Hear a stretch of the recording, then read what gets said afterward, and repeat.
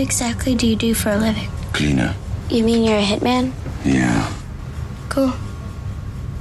You clean anyone? No women, no kids. That's the rules. How much would it cost to hire someone to get those dirtbags? Killed my brother. $5,000 a head. Wow. How about this? I work for you. And in exchange, you teach me how to clean. What do you think? I'll clean your place. I'll do the shopping. I'll even wash your clothes. Is it a deal? No, it's not a deal.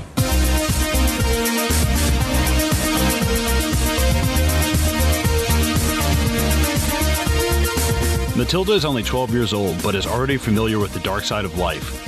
Her abusive father stores drugs for corrupt police officers, and her mother neglects her. Leon, who lives down the hall, tends to his houseplants and works as a hired hitman for mobster Tony. When her family is murdered by crooked DEA agent Stansfeld, Matilda joins forces with a reluctant Leon to learn his deadly trade and avenge her family's death.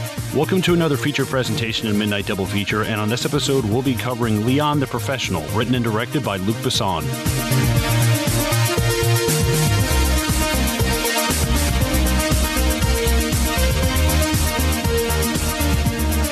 Well, guys, I just got back from taking a nice shower, putting some fucking soap in my eyes and shit after this movie because I felt dirty as fuck watching it.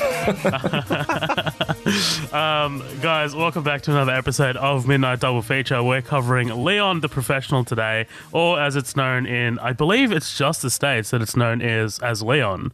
I might be wrong on that. Someone correct me later. Someone's going to send us a fucking email or some shit. I don't know. Danny, how you doing, man? Welcome back. Hey, I'm doing good. Yeah, thanks. And Colin, my one and only, how you doing? Hello, everyone. G'day. Yeah, so, guys, thank you so much for joining us again on this feature presentation episode. We're going to go through this sequentially as possible. We'll get to that in a second. And we're also going to be spoiling the fuck out of this movie.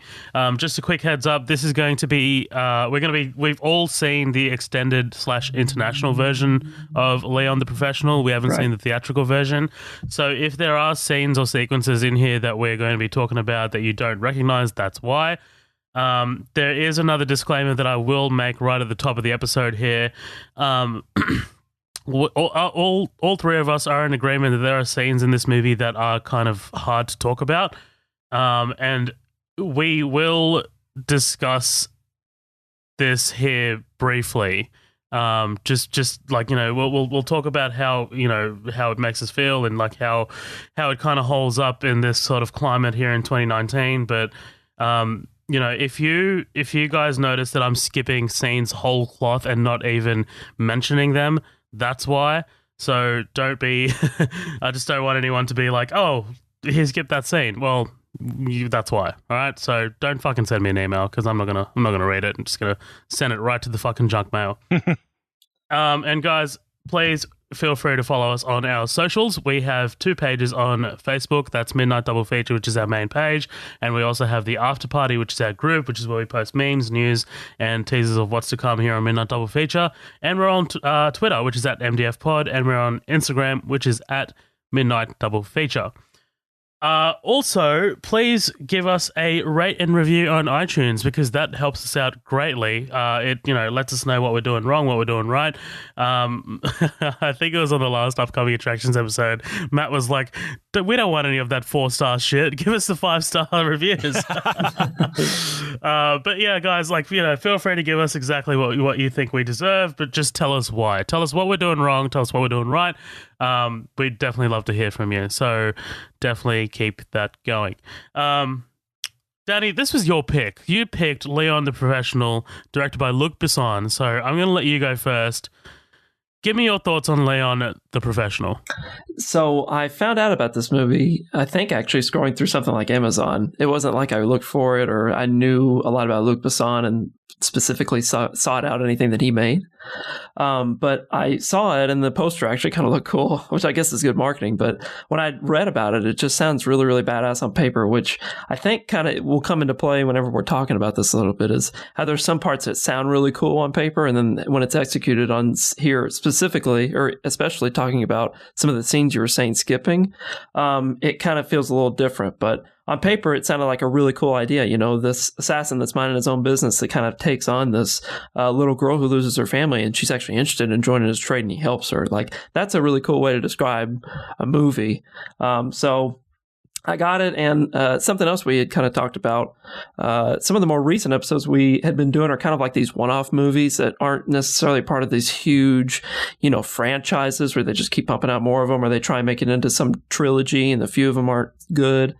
This is just kind of one of those interesting one-off movies that I think all of us had seen and we've mentioned in passing before. So I thought it was just a good thing a good one for us to cover. Definitely forgot about some of the parts that are in there. And maybe it was because I never saw the extended trailer or extended version the first time. But going back and through it and seeing the extended version, there's some things that I forgot about, or at least just never saw.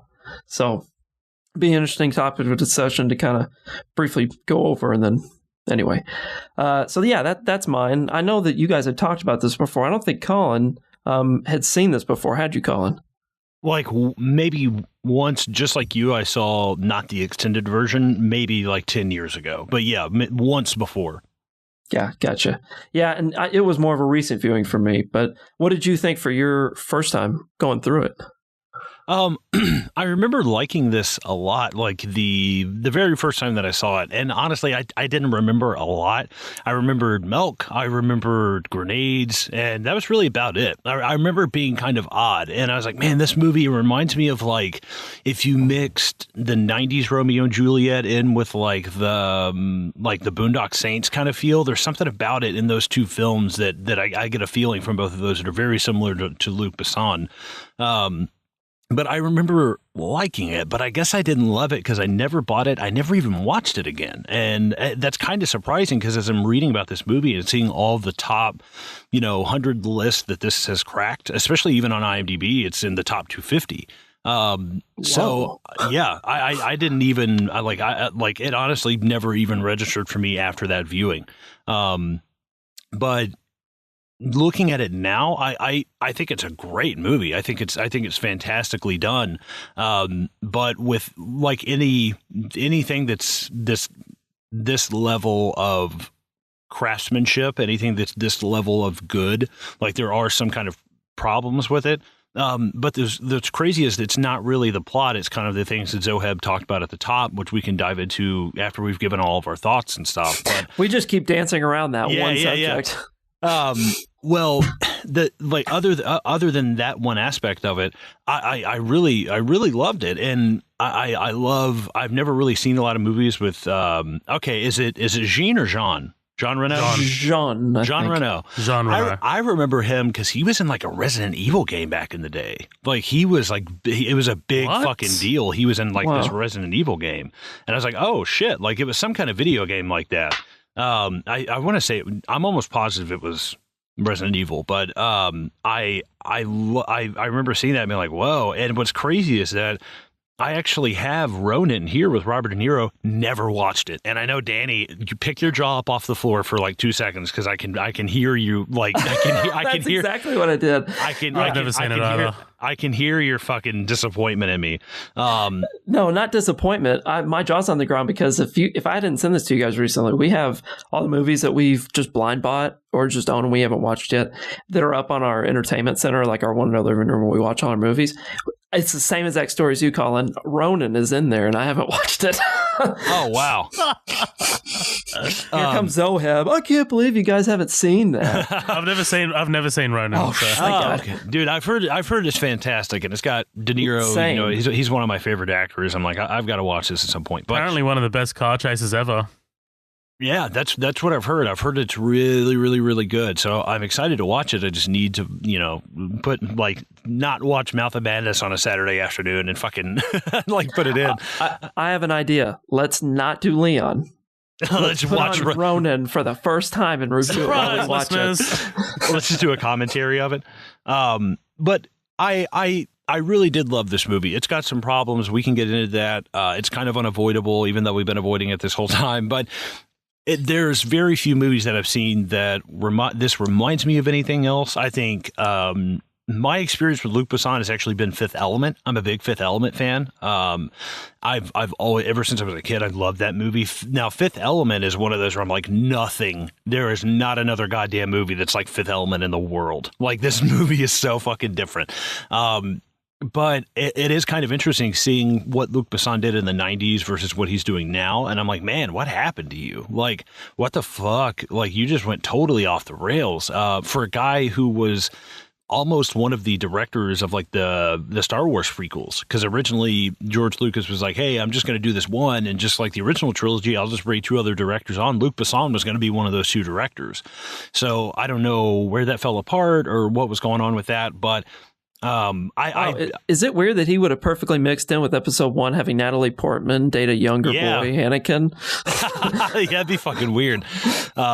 But all in all, I really enjoyed this movie. Natalie Portman is, I mean, for her first feature film, like when I'm watching this, I'm like, wow, she's not as good as she's been hyped up to be to me. But then I'm like, dude, it's her first movie. I'm like, okay, I'm just being an asshole. But all in all, I really, really enjoyed this movie. It's really tight. The story makes sense. It's got these kind of elements where you're like, somebody just happens to overhear something, or it almost reminded me of Elements. Do what? I'm just making a shitty joke. I was like, Fifth Elements? You motherfucker. I'm just gonna go kill myself. But it had like an almost like a weird Die Hard feeling for me, like them trying to figure out who Leon is and who Matilda is when they lift up the picture and see her picture in the apartment. I was like, oh shit, now they know what she looks like. Like, there's this interesting kind of thing of trying to find the identity of this person who's being such a thorn in your side that kind of reminded me of Die Hard in a weird way, like them trying to figure out his identity, and ultimately finding out the identity is what kind of really brings things to a head and creates problems for the protagonist. But all in all, I love this movie. I think it's really, really well done. I'll probably go out and buy it. But Zoheb, what did you think? Yeah, I think Colin, you and I fall very similarly on this movie. Which is very rare for us. But I think our one big issue is the issue that we're going to talk about, which again, still dancing around that, but we'll get to it. Right. I saw this movie probably as a 15-year-old for the first time, and man, I dug the fuck out of it because it's almost everything a 15-year-old moviegoer wants to see, right? Like this fucking quiet, badass, just like, you know what I kept comparing it to, dude? I kept comparing it to John Wick. John Mick Jagger. John Wick meets Logan. This time around when I was watching it, because you've got that watchful protector, plus you've got the quietness of this badass, this assassin who manages himself to get himself into anywhere, take everyone down, and he's also got this reputation about him as well that precedes him. That's what I kind of kept comparing it to, like that John Wick element of it. But man, watching it as a 15-year-old the first time, I was just blown away, dude. Like, not only was it Jean Reno as Leon, he was fucking awesome. And back then, Natalie Portman, I dug her, dude. Like, I'm like, man, I can't believe this is Natalie Portman, because obviously by then I'd seen the prequels already. Right. So I was like, man, this is awesome. But then the movie goes and adds another fucking element, probably my favorite element of the movie. Oh, yeah. Gary fucking Oldman as Stansfield. Dude, Stansfield for me in this movie, when we first meet Stansfield and he's got you get the goon saying, oh, man, you don't want me to disturb him and shit. And then, he just goes up and sniffs the guy. I'm like, this is something else. This is this is a different kind of character. So it was awesome, dude. And then you get the twist that he's fucking DEA. And I was just like, man, this movie just keeps ratcheting it up, doesn't it? Watching it this time around, though, I still love it. I still really, really like it, barring that one element. It's really, really compelling. I think the pacing is pretty spot on, even though this is a 2-hour movie, the extended one is. I've only known the extended version. I've never seen the theatrical version or anything like that, obviously, because it's the international cut. So, yeah, I still dug it, man. Like, it's badass at points, and it's really poignant at points too. It makes you kind of makes you kind of think. I feel something for Matilda sometimes. Like I feel like she's very lost. She's very confused. I think Natalie Portman sells that part of it really, really well. Totally. But other than that, like it's a solid fucking movie. Colin, I'm glad you talked Luc Besson for a second there, because this is another director that we haven't really spoken about or anything like that. I am not a big fan of Luc Besson. I'm just going to put that right out there. I know he makes, like, his whole thing is to be different. Like, I guess that's that sort of like French side of it coming into the Western sort of filmmaking, whatever. I don't like Fifth Element. Throw that out there. Oh, Sorry, fuck you. Colin. I love that goddamn movie. I can't, you know what? I can't get myself through it. I just can't. I've tried multiple times. You know what? I'm probably going to sit down one day and just like fucking hammer it through, but I just can't. Chris fucking Rock. Comment. I have no fire. Comment. I need fire. It's not Chris Rock. It's Chris Tucker. Tucker. That's right. Chris Tucker. Goddamn. Son of a bitch. I know. They all look alike, don't you? I was gonna say, Colin. I was gonna say, yeah, they all look alike. Oh, no, comedians, God damn it. It's funny because Chris Tucker in Rush Hour 2 has that joke. Oh, you all look alike to the Asians. But yeah, so yeah, not that big of a fan of Luc Besson, man. Like you mentioned his later stuff, dude. Lucy is on paper really, really good, but the execution of it is not that great. He did Lucy with Scarlett Johansson? Yeah, that was him. Yep. And his latest movie, Valerian and the City of a Thousand Planets, is not great, but on paper it's good. Like he's got these, like the script of these things are pretty solid, but like I feel like he hasn't been able to execute them as well. Also, I'm sure I've mentioned in another episode that I've met Luc Besson. He's very nice. Like I was actually at it was a Q&A screening of Valerian and the City of a Thousand Planets. Cool. And all of the questions, dude, had nothing to do with Lucy, nothing to do with Valerian. It was all based around the Fifth Element and Leon the Professional. There's no way he's answered those questions 200 times. Yeah, I know. Like, you could tell he was starting to get a little bored. You know, he's just like, talk about this fucking $200 million French film that I've just shown you. But yeah, I shook his hand, man. Like, he's very nice. He's very, he's very humble. And just also to throw in there, fucking our other host, Matt, met, oh, god damn it, Lee Wanell the other day. Lee Wanell. I was like, wow, you fucking lucky motherfuckers, dude. Yeah, Lee Wanell from Upgrade, the director of Upgrade. Yeah. How is it awesome. that the Australian side of this team is meeting all these people in fucking Australia? And like, all this shit's happening here, we don't ever see him. Well, Lee Wanell is Australian, so that's not that big of a stretch. But like, well, I didn't know that, so okay. But yeah, I mean, like, you guys can literally travel to LA. You guys can fucking drive there, all right? I have to pay a $2,000. You don't want to drive there from Tennessee. God damn it, crazy. I have to pay a $2,000 fucking flight. Like, I'm not doing that. I'm good. We'd have to pay a little bit to fly out there. My parents actually moved out here from California. They've done that trip like twice. They didn't recommend it. Just no. Why don't you guys just fucking rent an RV and just like road trip that shit? No. All right. Back to Leon. Yeah, man, I really like this movie.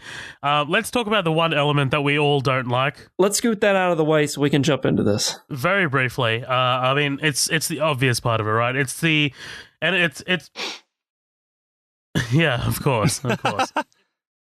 It's the thing that's inherent mostly in the international cut, because I read that the theatrical cut, most of it has, if not all of this, most of it cut out of it. So it's the relationship between Matilda and Leon, and it's the weirdness of Matilda consistently trying to make a move on Leon. And if you haven't seen the movie, she's like 1/3 his age at least. Is that fair to say? She's 13 years old. She's or 12 or some shit. But super underage, and Leon ain't in his 20s. What? Yeah, exactly. Well, that's the thing. So I don't. There's a way to not make this creepy. Like, there's a way to not make this as sort of like creepy as it is. And I look, I'm going to put it out there. I think it does end up being quite fucking creepy at points. I think Luc Besson, you don't hammer this home as hard as you do because, like, we get the point. Like, you know what I mean? Like, you could have just thrown in probably one sequence of them like smiling at each other or some shit. I don't know. We don't need a full-on, like, her getting drunk at a dinner table and then just saying, fucking kiss me. Like, I don't need that shit. Yeah, or, like, she could have, like, written it in her diary and really implied, and he could have been like, hey, you know, like, he wouldn't have, maybe he couldn't read it or whatever until later in the movie, but that's getting too into it. There could have been other ways. You're right that he alluded to it. It's supposed to feel, like, really serious, and I feel like artsy as a movie that they go that far with it to where you could be like, wow, they really go there in that movie, but, I just feel like that's, no matter what time period it is, I don't think that's a subject anybody really needs to be reminded of or like talked about in such detail, you know? Right. And look, I get where it kind of comes from. It comes from this young girl who comes from a broken home and this fucking watchful protector ends up rescuing her and she looks up to him and then that develops into something else. But I get that part of it. I even like that part of it. Like, you know, I like that part of the storytelling element of it. But like the way that it's shown and the way that it's depicted, I think it's a little too much at points. And I think that if Leon did more to somehow reciprocate that stuff, then I'd just be like, I'm writing this part of it off. But he doesn't. There are moments where you think that he's like, he's into it, which I think, honestly, I'm going to put it out there. I think he does. I think he is into it. There's one scene where I'm like, yeah. There are some. Yeah, there's one moment where it's like super questionable that I'm not going to bring up, and I'm just like, I don't know. I'm not really on board with this. Colin, right. Hit me with your thoughts on this. I know you have a lot of concern surrounding this. Oh yes. Yes. So I actually, a little behind the scenes, I got about halfway through this movie. I messaged Zoheb and I was like, I'm going to be honest. Oh, no, you didn't message me. I got a fucking frustrated phone call. Yeah, you got a phone call. Well, I messaged you. I was like, hey, I got to talk to you. So I was like, have you seen this movie in a while? He's like, well, yeah, I haven't seen it in a couple of years or whatever. So, okay, cool. I don't know if I can come on for this episode. I was like, this is fucking weird, man. And it had been a long time since I had seen it, and I had seen the original version, like the theatrical version. So I was like really torn between this. It was like my girlfriend Lindsay and I were watching this, and like it got to the point she was just on her phone towards the end of it. She's like, I really don't like this movie, and I was like, I don't blame you. I was like, plenty of people don't.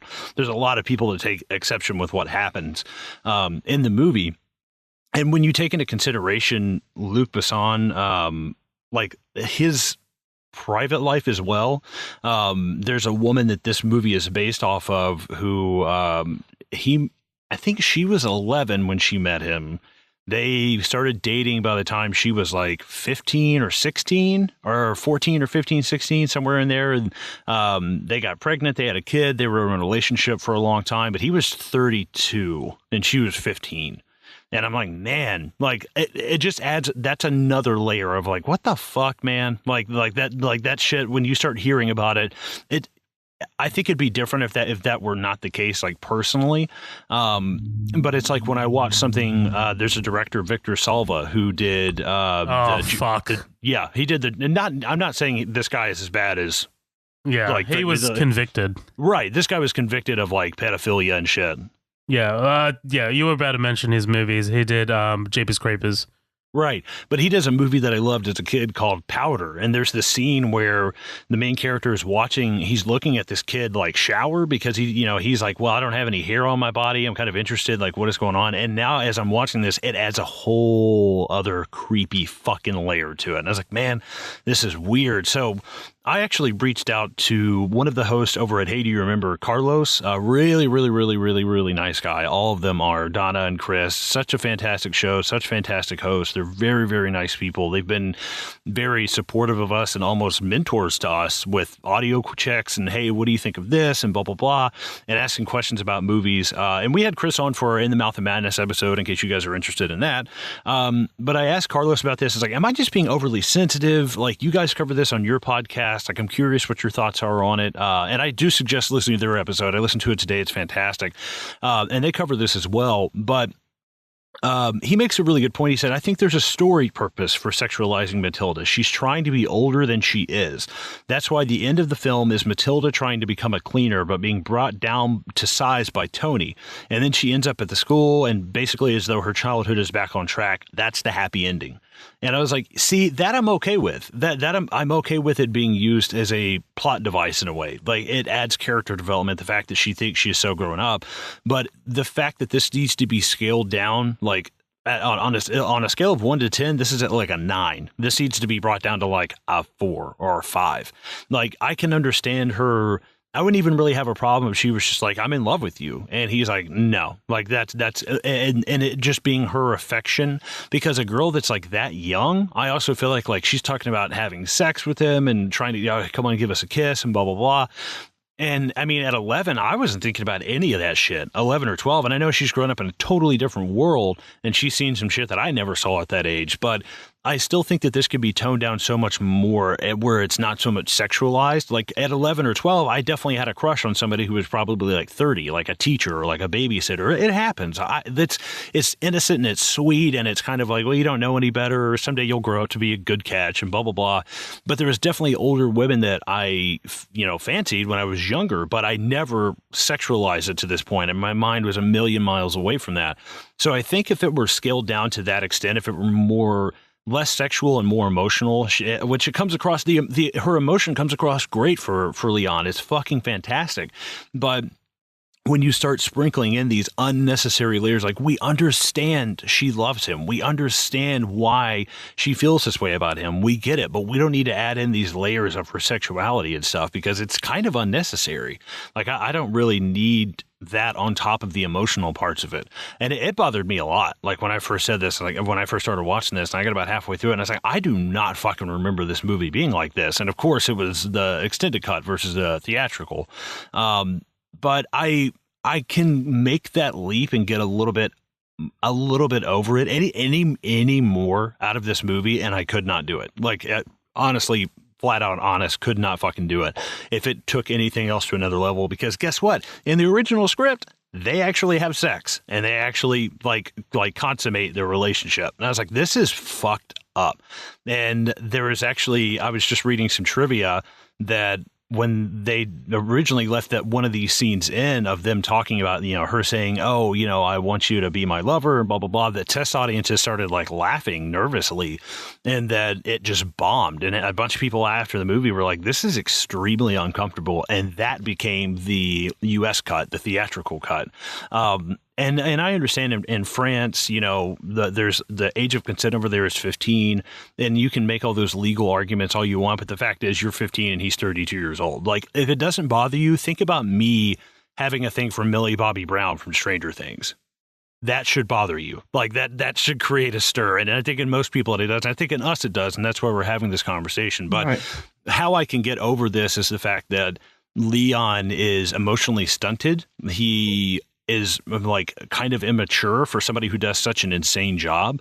He's childlike. Yes, extremely childlike. And he and Jean Reno plays him that way, almost slow, like almost kind of, special needs.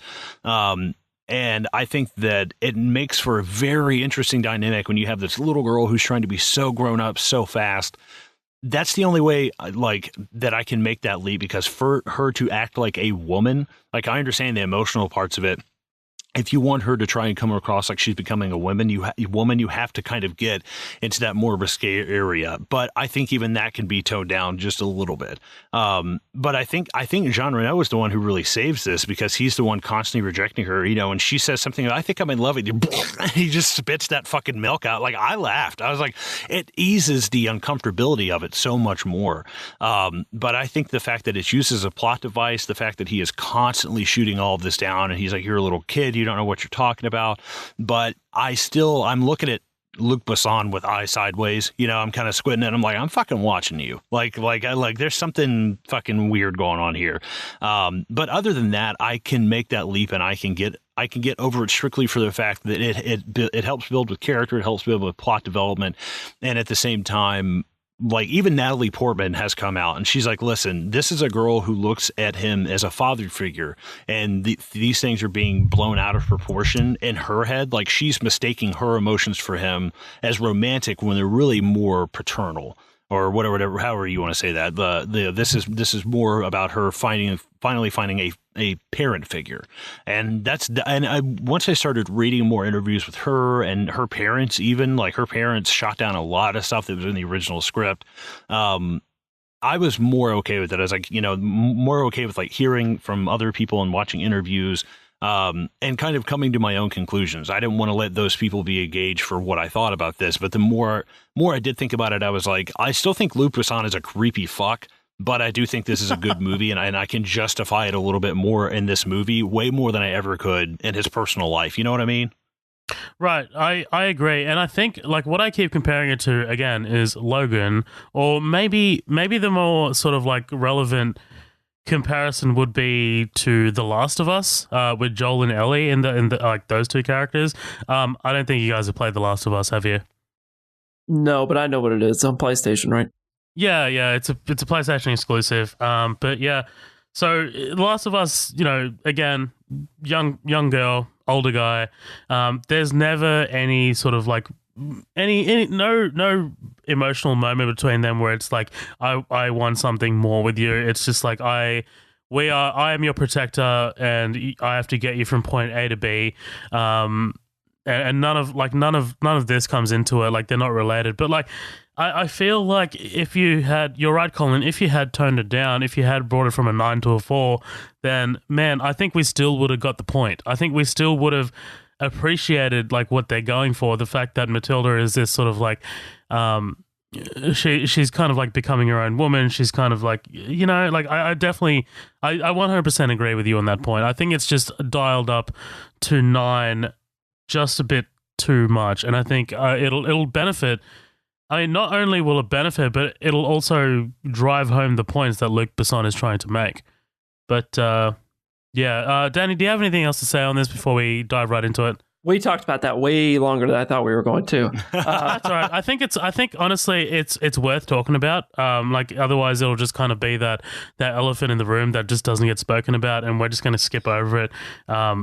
Without even fucking talking about it, which honestly, it is a big point to talk about. So I'm really kind of glad the conversation that we had. I wanted to get this out now because I won't be mentioning it anymore for the rest of the movie. Like I've definitely spoken my 2 cents in that 10-minute rant about it. My notes are like as soon as it starts happening, it gets cut off and I move to the next scene. So yeah, don't worry about that.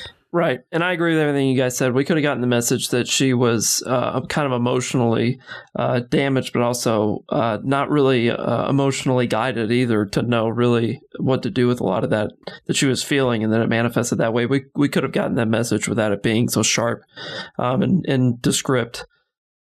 Nice. All right, let's get into this bitch. So we get this massive sweeping shot over Central Park through the streets of New York. Dude, why, when the title Leon comes up, does it say in the bottom right corner, visa number 82525 for you guys? Or is that just me? I was just like, this is so, like, this is not made by an American. It seems like it's trying to kind of be artsy. I don't know. Like, do you reckon that's what it was? This is an official film. Yeah, maybe. And we move over to Little Italy at the Supreme Macaroni and Company restaurant. Dude, we get these really like tight and intimate shots on these two guys who, of course, we come to know as Leon and Tony. Right. Essentially, Tony's giving Leon the lowdown on a job. This fat bastard, maybe he'll listen to you. Love the shot of Leon's glasses as he just listens to Tony taking it in. Yeah, I'm free Tuesday. I think that if there was a way to dress up as Leon at some Comic-Con convention, that this is how he would look. This is how you dress up. It's very iconic. Oh, fuck yeah. He, like, as small as this movie is and as sort of, like, artsy as it is, I think you could spot a Leon at a cosplay convention. Oh, it's the glasses. And just just how simple the coat and the beanie are. Yeah, for sure. We also get our first look in at the milk, right? Like, I mean, that's going to be a recurring thing. Right. So this entire opening sequence, this John Wicking / Batmaning himself around, Let's go through this. Like, we don't have to talk about every fucking element, but there's some cool fucking quotes here. Tonto, downstairs, there's a guy who wants to talk to you. What's he look like? Serious. Serious. Somebody's coming up. Somebody's serious. It's cheesy, but I like it. More cheesy, weird sexual things happening in here is when he walks in and sees the girl from Fifth Element. At first he's like, I need a half hour. And then he sees her and he's like, I need an hour. He's all horned up, is ready to go. That woman that she's from Fifth Element. She's the opera singer, the infamous opera singer. That she's the one that this movie is based off of. She was the one that Luc Besson, this woman, I cannot pronounce her fucking name. I will butcher it.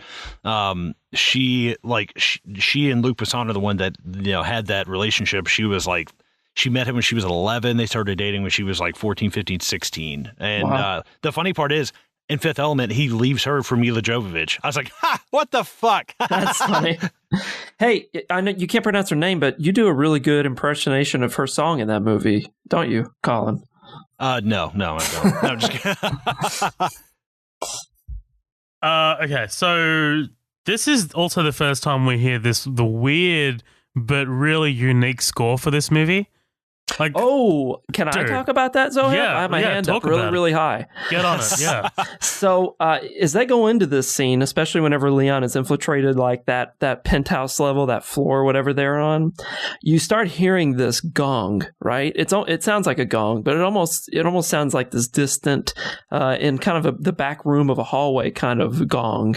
And so the person that did the music for this movie is Eric Serra. Eric Serra also did the music for Fifth Element, which probably shouldn't be surprising, but the same elements that you're hearing in this is the same elements that you hear in GoldenEye, which he also did the music for. And so you guys know me, or Colin especially knows how big of a kind of a Bond person I was a long time ago. And I really, really loved GoldenEye. I was one of the only ones that I actually had a VHS of, and it was recorded from TV. So there's like commercials and shit in it. Mm-hmm. But one of the things that you saw in a lot of that, even that TV version that had a lot of shit cut out of it, was the sneaking around scenes with Pierce Brosnan. And you hear a lot of this kind of percussion sound in the background, and so I immediately noticed that whenever I started watching this a couple years ago for the first time. I went, whoa, I know that sound. I've never heard it anywhere else. And sure enough, Eric Serra. So, soundtrack for Fifth Element and GoldenEye. Next time you guys or anybody watches GoldenEye, listen to the gong you kind of hear in the background of this, and then get ready to hear it's almost like Jingle Bell almost. That's slowly going in the background. Is that same exact thing? I swear is practically copied and pasted from GoldenEye. I was literally about to say Jingle Bells as well. Like, I was like, this movie reminds me of Christmas with those like soft tambourines, right? And it doesn't have a Christmas theme to it at all. The only reason that I think that kind of has that theme to it, I don't know which one came out first, GoldenEye or this, but you start hearing that theme heavily in all of the scenes that are involved when they're in Russia in GoldenEye, and it's really cold. It's like snowing practically, or it's not snowing every scene, but it's just very cold and it's snowing in there. So it kind of gives it that northern, almost kind of Christmassy feel for whatever reason. And you've got those I was going to say you've got those soft drums as well. Right. Yeah. Dun, dun. Yeah. So, if you listen to GoldenEye or watch it again sometime soon, pay attention to the Russian scenes. You're going to hear Eric Serra in there. But I don't know anything else about the guy beyond that. That's the only two dots I connect with his filmography. Oh, he collaborates. It looks like going from his credits, he collaborates with Besson quite frequently. He did Lucy. They've got this other one coming up, this action film called Anna. No, I think that's directed by Besson. He's connected to it in some way. But yeah. I agree. Yeah, there's been more previews of that coming out. She gets into a fight in the middle of a nice restaurant. Yeah, that's the one. Right. It's basically Atomic Blonde, but not Atomic Blonde. I think that it seems like this. It almost could be like the Matilda, almost like the sequel of this, without seeing a script or anything. But yeah, the music's cool in this. I didn't mean to take us away from the scene. No, that's right. So we get this elevator diversion.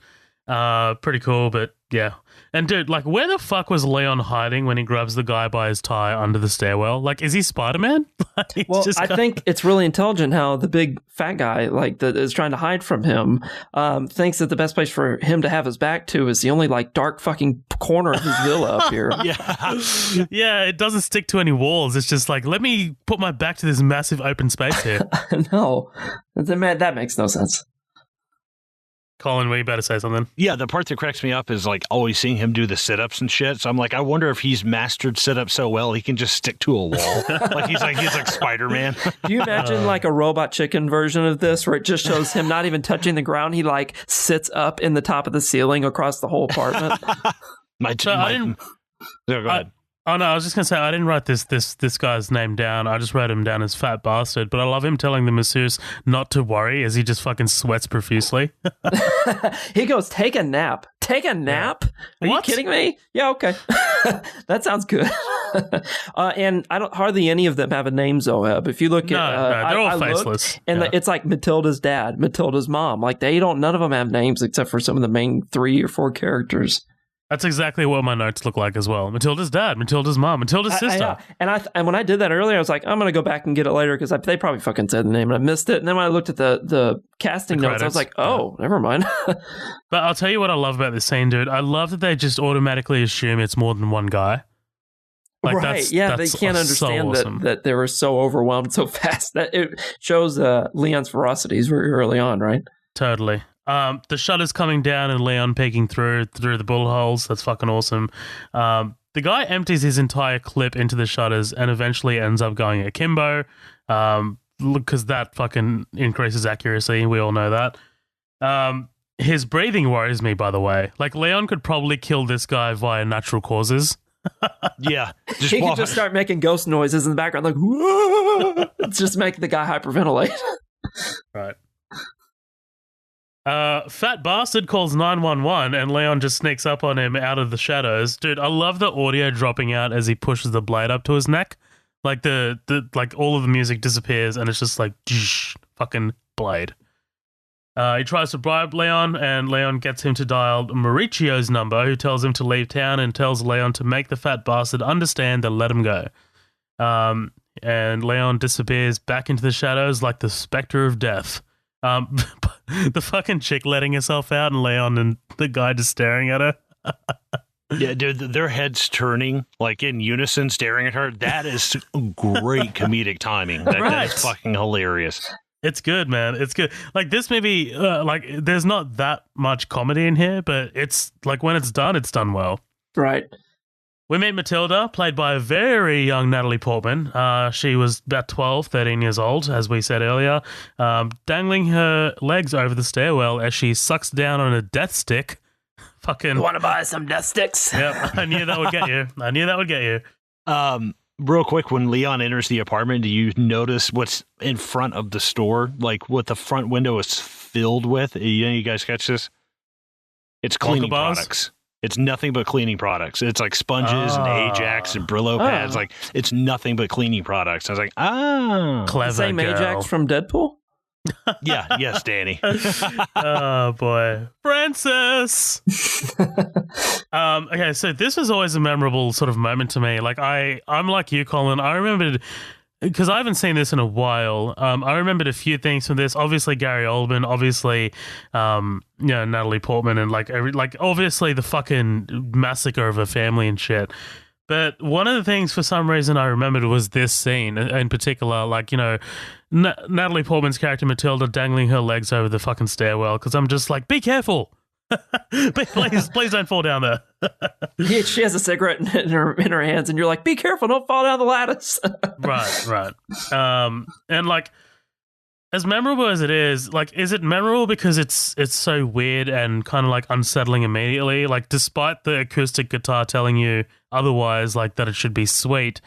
Like, she's fucking got a cigarette. Like, she's got a fucking shiner on her face, like which she likes to lay on about. It's kind of like these two sort of like opposing things, right? Like, the movie's telling you this, she's cute, she's adorable, this should be a sweet moment, but hey, here's this dark element of it as well. So she says that he fell off a bike and asked Leon not to tell her dad about the cigarette, and then we get the MVP. The fucking MVP of this movie, dude. Gary Oldman in a very subtle performance as Stansfield. So super subtle. I don't remember most of his lines. I think we should mention, like, Gary Oldman around this time was kind of known for the bombastic roles. Like, he was he was known in the 90s to go for these like really sort of like over the top media roles. Like, have you seen Dracula? I was just about to fucking say, dude, like Dracula, holy shit. Dude, he dials that shit up to 11, man. He's also in fucking True Romance as well, in a fucking really weird role. But yeah, like this was his jam. Like this 90s stuff, like this was all him. Fucking Air Force One, dude. Like, come on. So it didn't sink in with me until like a year ago when we rewatched that was him. He really? Gets into character so well. Hell yeah. I watched that movie when I was really young. I didn't know who Gary Oldman was at the time. But we saw that 100 times. He just plays and gets into that character so well, and it's such a different accent. It fooled me until we rewatched it about a year ago. He is, Colin, I'm not going to say this lightly because I know how much he means to you, but Gary Oldman is my Lance Henriksen. Like, I fucking love this dude, man.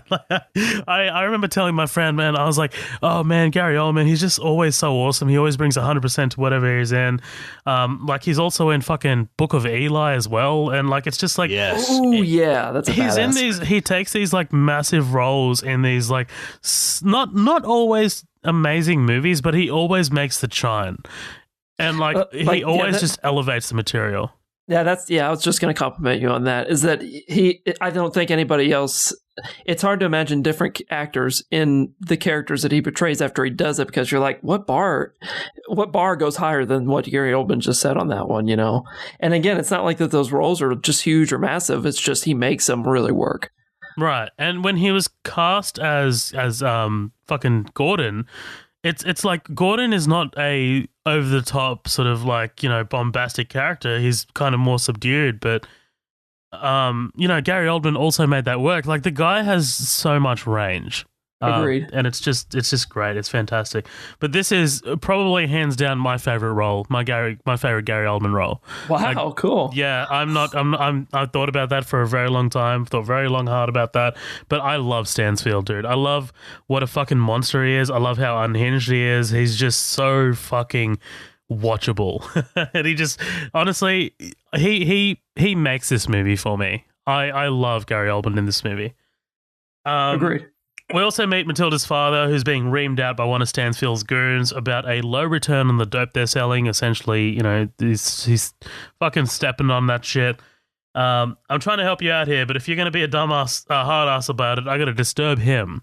Dude, what an awesome way to set up the fear level and reputation of your villain, right? Like, this one character who is beneath your main villain telling this other guy, you don't want me to do this because he's going to lose his fucking shit. Right. He's got a talent for sniffing out a lie. It's almost like a sixth sense. And Matilda's dad is adamant that he's telling the truth. And, of course, Stansfield is interrupted. I'm sorry, he said he didn't cut the dope. Oh. Just that. Oh. And Stansfield literally sniffs out Matilda's dad. Fucking intimidating as fuck, man. Like, all up in his personal space. The subtle music is great, too. He gives him a noon deadline tomorrow to find out who cut the dope. And then fucking child abuse, right? Fucking dad's giving old Matilda there a couple of backhands, which is great. Yeah, he smacks the fuck out of her. He does. Of Shit. course. I'm from the South, motherfucker. Those are love taps. Hey, man, I used to get the belt. All right? I used to get the belt. I never got the belt is like... That's the shit that like my parents drew the line at. They're like, all right, now you're fucking beating your kids, you know? Like I'd get like a wooden paddle or I'd get like smacked or something, but like a belt is like that shit's like that's assault. Dude, that's that's Fiji justice. The belt and the fucking wooden spoon that would sometimes break on us. Yeah, that's Fiji this is justice. for your dude. own good. Don't worry, man. I had a couple of scars from those ones. Of course, Leon is keeping a watchful eye through the peephole through this entire interaction, and you know, he kind of like settles down for the night. This is his routine, and he sleeps upright in his chair, He goes into cryo sleep right next to Master Chief. right. Spartan 117. Yeah, for sure. Matilda's sister, she's got some moves, right? Like she's just She's going to have back problems when she gets older, man. I don't know what kind of fucking workout that is. Don't worry, she won't get to that point. Oh, goddamn. This family dynamic is weird, man. Like, is their mother a prostitute? I mean, a Jaguar boob shirt? Like, Yeah, something weird is going on there. Like, as I was watching it, I was sitting there thinking that I was like, is she a prostitute, or is she right. like a stripper, or like what? Or like- what place do you go to wearing something? she's an like exotic dancer, Right. Colin. Get it right. What job? What job in the 90s would she dress up like that and go to and not be sleeping with her boss? Right? Exactly. I mean, like, I'm sure she's gonna go stand next to a fucking corner and hail some fucking clients down, but whatever. And dude, like, her husband's trouncing around like fat Scarface as well. Like, he's got the fucking open shirt, like, oh, yeah, whatever. Yeah, like, ugh. During this, we get a look in at Leon working out. Matilda walks in on her dad banging a prostitute. I mean, her mother. Like, Normal things. yeah, normal things. We find out that Matilda's a bit of a truant. She gets a call from the school pretends not to be a quote, healthy, productive young woman. So this is the first sort of like moment where I was just like, I think I might have to disagree with you, Colin. I think Portman gives a fantastic fucking performance in this movie. I think she's good. I think she's just overhyped for me. Like Yeah. I've heard people say this is like one of the best roles she's ever done, and I think that you have to grade that on a curve for how young she is, and especially this being her first feature film, it's fucking fantastic. But I don't think it's my favorite thing I've ever seen her in. She is really good. Like, if I kept comparing her to Millie Bobby Brown as I'm watching this, and I was like, dude, Yes. I mean, but it's also our standards as a society and with our entertainment for child actors now. I think that Natalie Portman would still succeed. She'd be very successful, but it would be tough competition now because, I mean, we have stuff like It, Stranger Things, like all of these kids shows that are coming out that prove that kids can act. We just have to, pick the right ones and hopefully not fucking destroy their lives in the process. Right, exactly. I do think she does a great job, but it's just a little overhyped for me for what I was hearing. Yeah, well, it's this scene in particular, dude. Like just as her face kind of drops as she listens to this old lady talk about her band. Like, it's so kind of like, it's not over the top. It's kind of subtle, but it's awesome. Like, just the way the emotion just fades from her face. By the way, let's put this out there. What off the top of your head, what is your favorite Natalie Portman performance? Danny, you go first. All right, Colin, you go second. Yeah, you. I mean, if I had to, I don't have her fucking filmography pulled up. That was my problem. I'm thinking through everything I've seen her in. Well, because I've seen less of her movies. Like, I've missed more than I've actually seen, Yeah. If I had to pick one off the top of my head, like if I had to pick one off the top of my head, the one that I've seen the most is honestly V for Vendetta. But I don't know if I love her in that, if I love her in that and that's what makes me love the movie, or it's Hugo Weaving, So I'm not sure. I mean, she's been in some absolutely fantastic movies, but I would probably say V for Vendetta. I'm glad you said that because mine is V for Vendetta. Oh, nice. Yeah, it's actually tied with Black Swan. She's fucking awesome in that movie, dude. She kills it. Danny, did you think of one yet? I had the same problem almost Colin had, where I've barely seen a lot of her filmography outside of Star Wars in this. So please don't say Attack of the Clones. Yeah, actually. I have a lot of fun with that movie. I don't care what anyone says. And she is fucking boss in Heat. She is good in Heat. She's really good in Heat. Oh, fuck, I forgot she was in that. that. Holy shit, yeah, that's right. Thank you, IMDb. She is, yeah.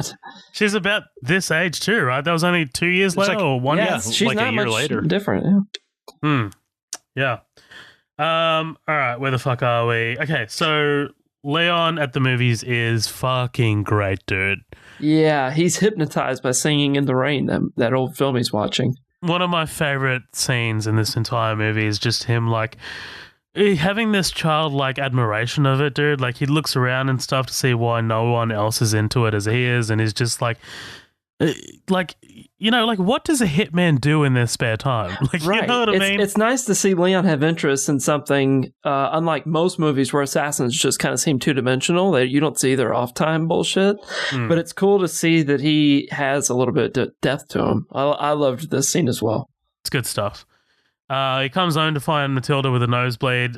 She asks whether life is always this hard or just when you're a kid. Leon says always. This is the first implication we get that Matilda is developing something for Leon, which, I mean, we already talked about. This awesome long shot through the hallway as Stansfield and his goons arrive is fucking great, man. Shotguns in tow. By the way, this shot is exactly 2 minutes long, and just before this shot, we saw that it was 11:58 on the clock. So Glad you called that out. Yeah, when they arrive at the door, it's exactly noon. So fucking awesome, dude. Oh, by the way, before I fuck up and forget this, the game was not Resident Evil that Jean Reno was in. It's like Onimusha 3. I was like, oh, that's what it was. It wasn't Resident Evil. I didn't want to say Resident that. Evil, Onimusha. I see how you got those two confused. I can see how you thought those were the same game. The game is called like Doitachi Morosuri Karamara. Oh, yeah, that's what it is. Okay, got it. Does it take place in Raccoon City against fucking Umbrella Corporation? Is it the same shit? No, it's some kind of weird. It's almost like it's like it's called Onimusha 3 Demon Siege. I don't know. I've never played the game, but I could have swore he was in a Resident Evil game at some point. But I fucked up. As you always do. Yeah, eventually, at some point. Oh man, dude, the stuff with the pills and him stretching his back, fuck. Like that on that high angle shot, like he cracks the pill and he's just like that. That was the moment where I was like, okay, I'm in. Like I remember, I 100% remember the first time I saw this movie. I remember kind of sort of being into this movie, but like at this point I was a bit like, you know, tentative. I was like, oh, do I turn this off? Like it's not that great. And then like Stansfield cracks the pill and does this like weird like back movement, and I'm like, oh, okay, yeah, let's keep this going. Like, you know what I mean? Let's keep watching this. I was wondering what the fuck he's taking. It's Librium. It's used to treat anxiety, acute alcohol withdrawal, and also tremors, fear, and anxiety before surgery. This medication belongs to a class of drugs called benzodiazepines. I was like, wow, what the fuck? That's crazy. That sounds like something he'd be on, to be honest. Yeah. Pretty accurate. Sounds like something he probably started taking to kind of mellow himself out, and then he got hooked on it. Yeah. He cracks one in his mouth. They're like, what is that you're taking? He's like, oh, it's a gummy bear. Would you like one? But I love how he's got the container, like, you know, he rattles it next to his ear to see if there's any in there. It's fucking awesome, dude. Like just him as in this performance is just so awesome. I like these calm little moments before the storm. It reminds me of Beethoven. Can you hear it? It's like when you put your head to the grass, you can hear the insects. Yeah. That's definitely level 11 Gary Oldman. God, there's so much sauce on it, man, but I'm here for it, you know? I'm so here for it. I'm so here for it. Stansfield breaches the apartment and just goes fucking ham. He seems to be enjoying this, by the way. Dude, shotgun death in the bathtub. Oh, the camera thing, the camera action before that is awesome. Awesome. That's my favorite, probably one of my favorite deaths in this whole movie. Yeah, I agree. God damn, it almost seems like they made sure that the camera was the same exact distance from him the whole time, because when he stops moving, it slows down at that same pace and goes back with him at the same pace. It's perfect. It's almost like you're in his head thinking like, oh, let me rewind this a little bit, go back and kill this person. Right, because he walks past it originally and then he stops and he goes back. But dude, like just the foam like fucking falling everywhere. It's just It's fantastic. It's this high angle shot as well. Yeah, and she didn't see it coming. She had her headphones on and it just hits her. Oh man, fucking wild.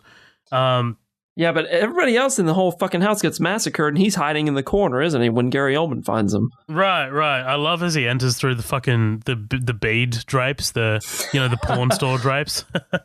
We all had friends that had those in their doorways at some point here. Oh, did they get them from like fucking porn you'd shops? You'd get them from a Spencer's or a Hot Topic here and just hang them on your door. I knew a lot of people that had them. We said noon. I've got 1 minute past. Talks about Beethoven eventually getting boring. That's why I stopped. Can't go past, dude, like the aftermath of that bathtub shot with the hole in it. Just it's kind of like this. Yeah. That's one of my favorite shots of the whole Same. movie. I was like, Same, and it's just like the fucking red, like around the hole. It's awesome. Dude, I love this white guy pretending to be Jamaican. This is so Thank 90s. Man, keep your bomber cloth mouth shut, yo. I said worst Jamaican accent. You know this what? guy, I was like, what are you, fucking little Jacob for Grand Theft Auto 4? Yes! It's like I knew you were going to say that. Oh, I was just about to say that. Me and my boy Nico going down to Rumble on some Blubber Clots. Wagwan Nico. No, sin. That's what he said at the end of every sentence. Sin. Let's all just have a group hug between all three of us. We knew that we were going to say that. Colin, like, if you go back and listen to this podcast, you can hear me start to say it. I was like, and then I stopped, and then you said it, and I was like, fuck. Oh, Jesus Christ. Matilda's father starts... Father. I said father like fucking Camp Granada. Matilda's father starts We reaching tried for to the... get that out of us earlier. I know. She starts reaching for the hidden shotgun. And dude, this is an intense scene, man. Like, her little brother is under the mattress. Matilda's dad manages to take out the one guy and hit Stansfield in the arm, while the kid just fucking makes a break for it, right? But not before white Jamaican starts randomly firing through the walls. Dude, I love this first person stuff. Like the first person sort of shots, like just through the POV of the gun. Yeah. Oh, yeah. The quick slow-mo shot of the kid running around the corner. Man, it's this stuff is just, like, this is one of my favorite parts of the movie. It's probably this entire sequence is probably my favorite part of the movie, to be honest. Like, I love the stuff at the end, but all of this I am fucking 100% here for, dude. Matilda's dad tries to make a run for it, but Stansfield held down the B button, or circle if you're on PlayStation, and went prone. Just fucking starts laying shots into him as he crawls away. Fucking love it. Stan, what are you doing? He's dead, but he ruined my suit. Yeah, the same suit you wear the whole fucking movie. Yeah, he's probably he's like Superman, dude. He's got like fucking tons of those in the fucking wardrobe. Old lady comes out to yell to tell Stansfield to leave the poor family alone. Just lets a shot rip right next to her as well. Hey, so I watched this movie in the extended version with the fact track on. I have like a steelbook collection version of this movie. I bought it when I knew about the original version, to be in all fairness. And it turned out that's Woody in real life. That's Woody Allen's old biology teacher. Yeah. What the fuck is up with that shit? Dude, Woody Allen is like 100 years old, so what the fuck? How old is she? She looks like Woody Allen. In an old woman suit. Dude, I tell you another piece of trivia crazy. This guy they leave in the hallway, I think his name's Benny. I think it's Benny, the guy, the bald guy in the hallway. The nervous guy. Yeah, I learned from actually listening to Hey, do you remember this episode that guy quit acting after this movie, became a fireman, and actually, unfortunately, died on 9/11. He was one of the first. He was a responding officer. I was like, oh shit, and he was just like, fuck it, I'm done acting. I'm gonna be a fireman. I was like, god damn, dude, like that's crazy. Holy That's fuck, insane. man! Rest in peace. Thank you. Yeah, that's wild. By the way, let's talk about this operation that the DEA, Stansfield as the DEA, have here. Like, how do you explain this away? I get that you can explain away the bodies probably somehow, but how do you explain this random like shot or this like witness that you've just shot at?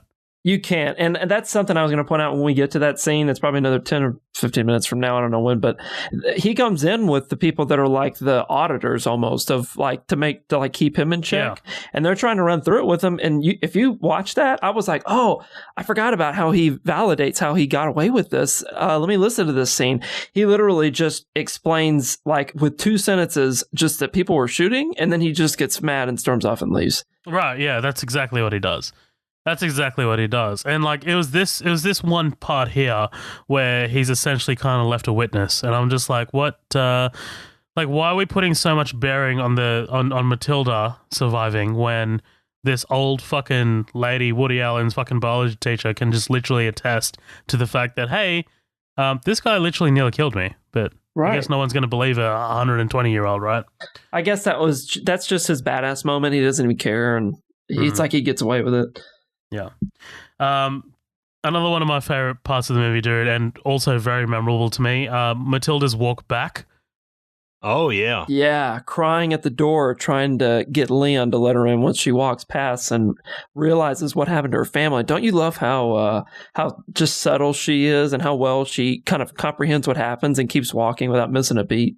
Right, it's great. Like, I just love, like, you see her face just start to fall as she starts to, like, piece together what happened.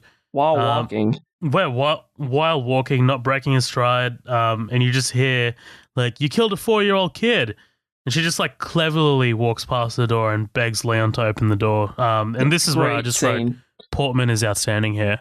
Fantastic. Yeah, they're actually blowing menthol in her eyes to make her cry. They did it like once, and she's like, after that, she's like, nah, I'm good. I can conjure it up now. She's like, I don't need that shit because it fucking burns, man.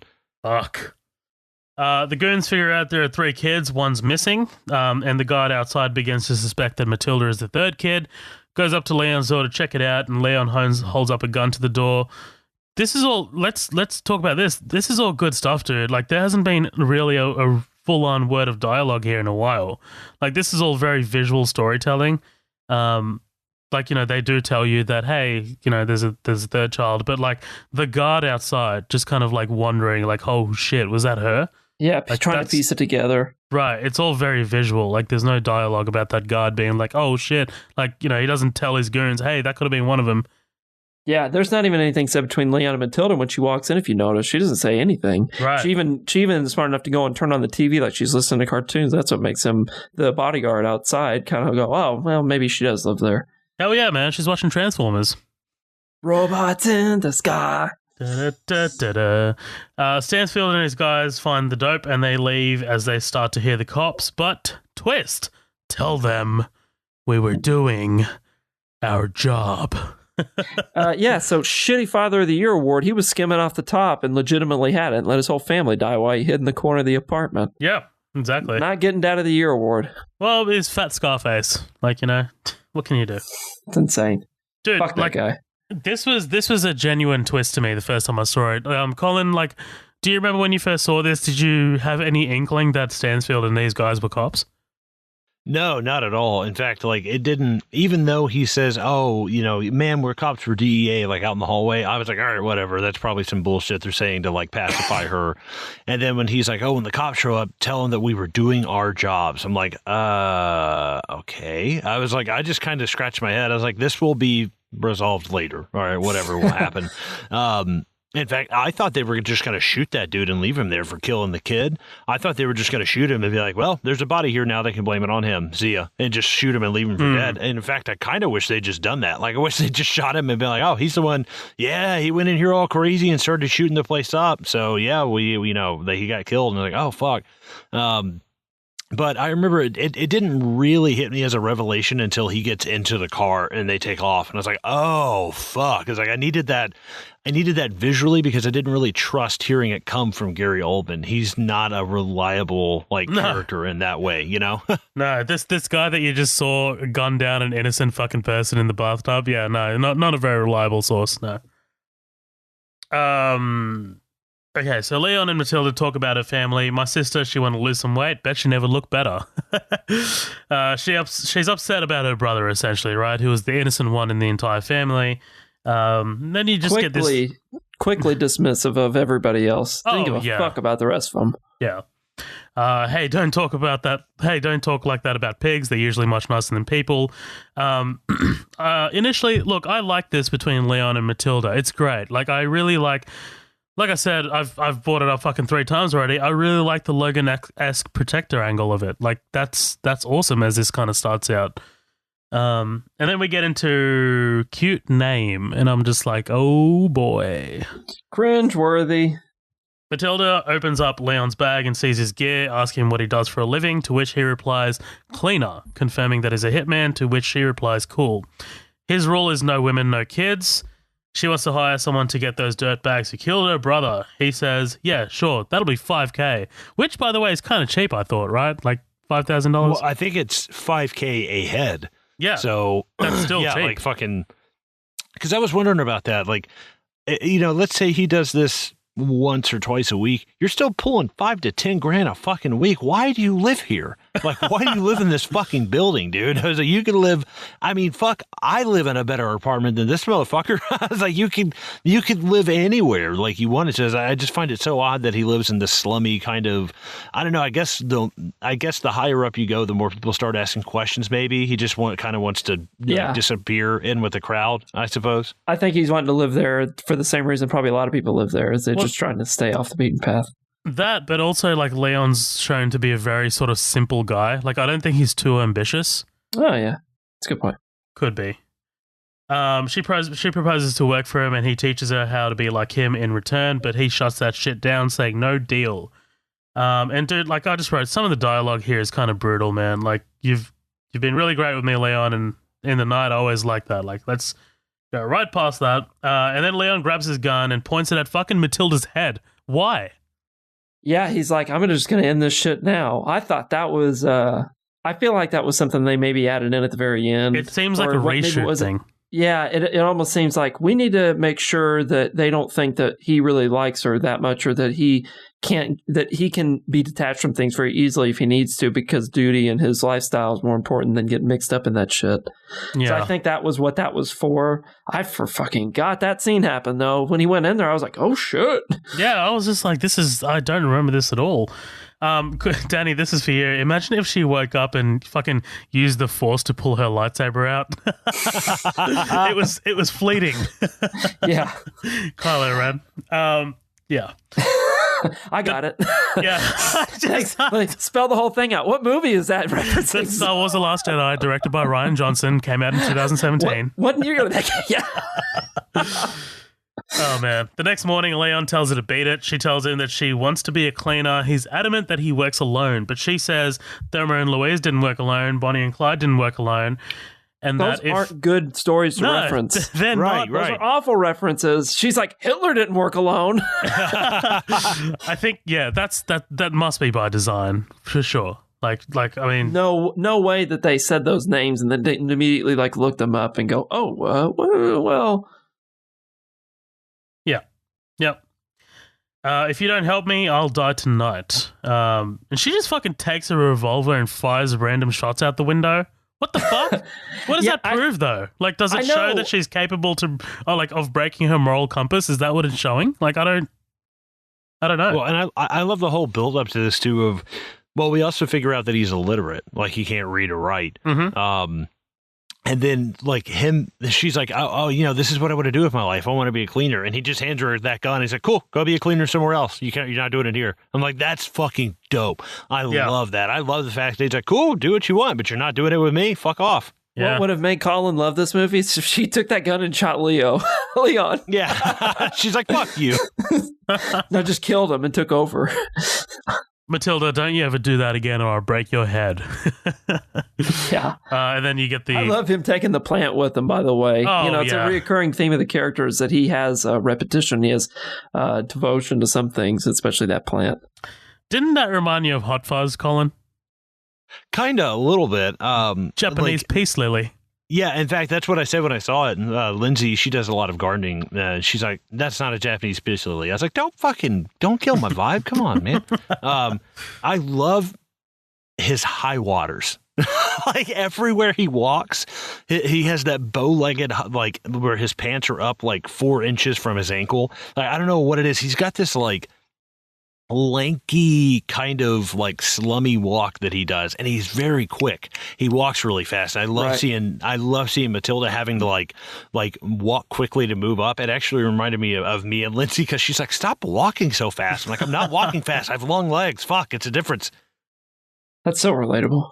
Yeah, I'm actually naturally a fucking fast walker, and every time like someone tries to keep up with me, I'm just like, well, just don't walk with me again. I'm not slowing down. We have the warehouse we're in is 1 million square feet, and there's times where it takes like 5 or 10 minutes to walk from the front to the back. And people pass me, they're like, "What are you in a hurry for?" I'm like, I don't want to die out here.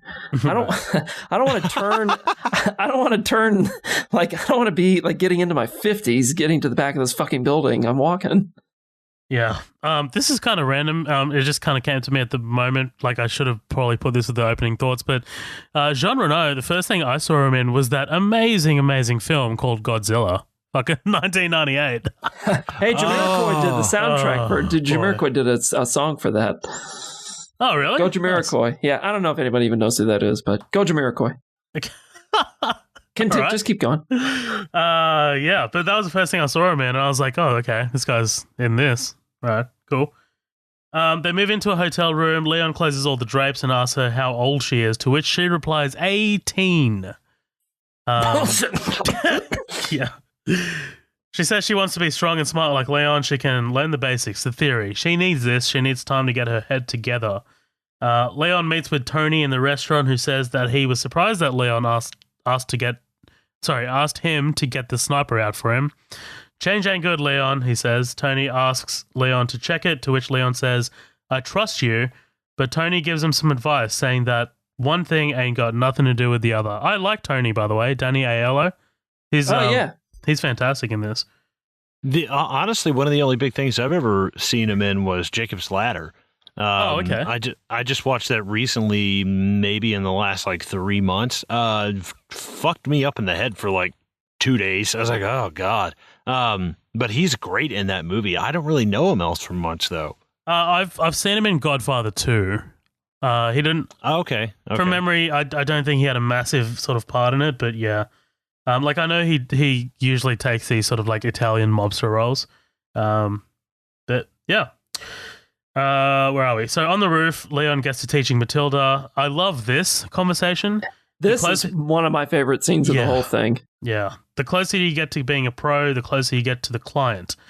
And by the way, can we just acknowledge, isn't it weird how he says client? He's referring to client as the person that you kill. Yeah, that was a mistake in them writing or in them they're referencing, because the client would be who he was killing for, not who he was killing. That's just a lost in translation thing they never fixed. Yeah, has anyone, like, have you read anyone bring that up in an interview or something? Because I was just like, that's so weird. I read it on IMDb when I was looking up some of the trivia, and it was one of the top things when it talked about blunders. It said he incorrectly refers to them as clients, which convolutes the whole scene. You're like, oh, well, then you're going to protect them? Because that's what I thought. And then when she shoots him with a paintball thing, I was like, what in the fuck is going on? Right. Like, yeah, let's talk about this scene. So, oh, dude, by the way, I love the knife being the last thing you learn. Like, that's so cool. Right. Leon tells Matilda to put the lens cap down, never lift it up until the last minute because it reflects the light. And it just so happens there's a big shot running around in Central Park this morning, right? You guys in the suits, get lost. This has to look natural. The first time you saw this, what did you think about this? Like, the lead up to the shot. Like, did you actually think they were going for it, Danny? Did you actually think, like, they were fucking going for an assassination? This movie, I thought, man, she is psychotic. If she's 12 or 11 and is just going to kill this person in the middle of the park. Yes, I thought that really was, she was going to shoot him. Right. And Colin, what about you? No, yeah, and it actually, I did think that it kind of pissed me off. Like, I was watching, I was like, what the fuck? And like, I'm watching this, I was like, that's not part of your whole creed and, you know, your Hippocratic oath, Leon. I was like, what the fuck is going on as I'm watching this? And especially when she first takes aim, it's a bunch of kids. And I was like, what the fuck? And then she's like, and then she literally goes, no women, no kids. It's like, oh, okay. Oh, you remember that? Fuck. You remember you also you shoot people that you get paid to kill, right? You don't just fucking shoot random people. It'd been funny if she was looking at the kids. She looks over at the bus. On the side of the bus, it says like orphanage. Yeah. Fucking bucks of kittens. She just starts fucking unloading. Yeah. Yeah, I definitely had the same reaction you guys did. I was just like, because they never showed us paintballs or anything like that. We never knew that was going to be an element. But doesn't that make the whole conversation with him and Tony a lot more peculiar? Because he had to have asked him for like a paintball rifle, right? Like, I don't think rifles are designed to be able to shoot a paintball and a bullet. Yeah. Yeah, because he says at the beginning, he's like, I said, this isn't for Leon, this is for beginners. And I guess you could take that as either him talking about the sniper rifle in general, in general, or just him saying, like, literally, this is a training weapon. What the fuck? Because he even says to Leon, he's like, change ain't good, Leon. And yes. like he's saying, like, what the fuck? Change ain't good as in, okay, what's going on? You wouldn't be asking me for this if something different wasn't going on in your life. You know what I mean? Yeah, I agree. Right. If anything, it just says what Zohab was talking about. The build up to that is actually takes place one scene before they even get on the roof. You kind of think that it's happening from that point. It's really good. Good bait. But it is very clever. Yeah, for sure. Like it's intended to give us that sort of reaction, right? Like it's great. One thing I did read about with her parents, they had a lot of really strict rules about her smoking. She's never to be shown inhaling a cigarette, and she never is. She can only smoke up to 5 times. She has to quit smoking at some point in the movie. That was the one I was going to bring up. Yeah, and then the gun, her handling of the weapons, because this was not that far removed from Brandon Lee accidentally getting killed on the set of The Crow. And that apparently was like a big deal to her parents, and they had her go through like rigorous like gun training and shit with her own private kind of tutor. And then she went on to the set with somebody, and they said even when she was handling a weapon, like an adult professional would come out first, double and triple check it before they even handed it to her. Like it was locked the fuck down. The Brandon Lee thing had just happened like a couple months prior to them shooting this. The scene with Gary Oldman where he's shooting the father crawling down the hallway in the back. I read that the first time they went through that scene, Gary Oldman thought a shot had gone off, so he stopped, and then he checked it because he was so worried about what had just happened to Brandon Lee. So funny you mentioned that. That's not the greatest movie. It's not my favorite at all, but that movie has a lot of history. My wife and I, that was like one of the earlier movies. I remember she was like, let's watch this one. And we just recently rewatched it and went through the whole Brandon Lee thing. That shit is a little mysterious, and I'm not usually like that, but that's a different movie. No, yeah, it's spooky. It's definitely spooky. I recently watched that movie for the first time, not too long ago. But I went down a rabbit hole. It's more classic than it is, award-winning. But anyway. Well, so there, Colin, we have talked about this whole idea of like kids underage on set being sort of like going through, like you have to follow all these rules and regulations around it. We talked about it actually on the Superbad episode with McLovin, and his mum had to be on fucking set for the sex scene. Oh yeah. Like, dude, with in Australia at least, if you're filming a movie with a weapon or a replica of a weapon, you need to have an armorer on set, so someone who knows obviously how weapons work and shit. Like there was recently a case where a film was being filmed in Queensland, and someone actually got hit with something like a prop. Fuck. Yeah, they didn't die, but it still happened. I can't remember what movie it was. It was something big, if I remember correctly. But I remember, because Matt would need to follow that if he made a short film with a prop weapon. Like I'm sure he did have armorer for bleeding backs, because it's even in short films, even in fucking student films, you need to have that shit there. So yeah, and Matt is the other host that goes on during the week with Zoheb for upcoming attractions. He's also a director, a creator of movies. He's got a couple on his page you can find through us. Matt Villa Matt Films. Hell yeah. Except not next week. We're fucking sitting out the upcoming attractions next week, so that's Americans taking over. Yeah. Colin. USA. Fuck you. You guys are going to talk the Rambo trailer. I'm out of here. Colin will be all over that. But anyway, look, they end up. Where are we at in this? So yeah, we got a bit of a montage here. Matilda cleans, they work out, drink milk, etc. And basically, this is Leon essentially trying to teach her discipline, right? So, that kind of ends on fucking Matilda suggesting a game, and I'm going to skip right over this game. Except I need to mention Jean Reno's "Okay, Pilgrim." Like, okay, Pilgrim. Not bad. I will say hilarious.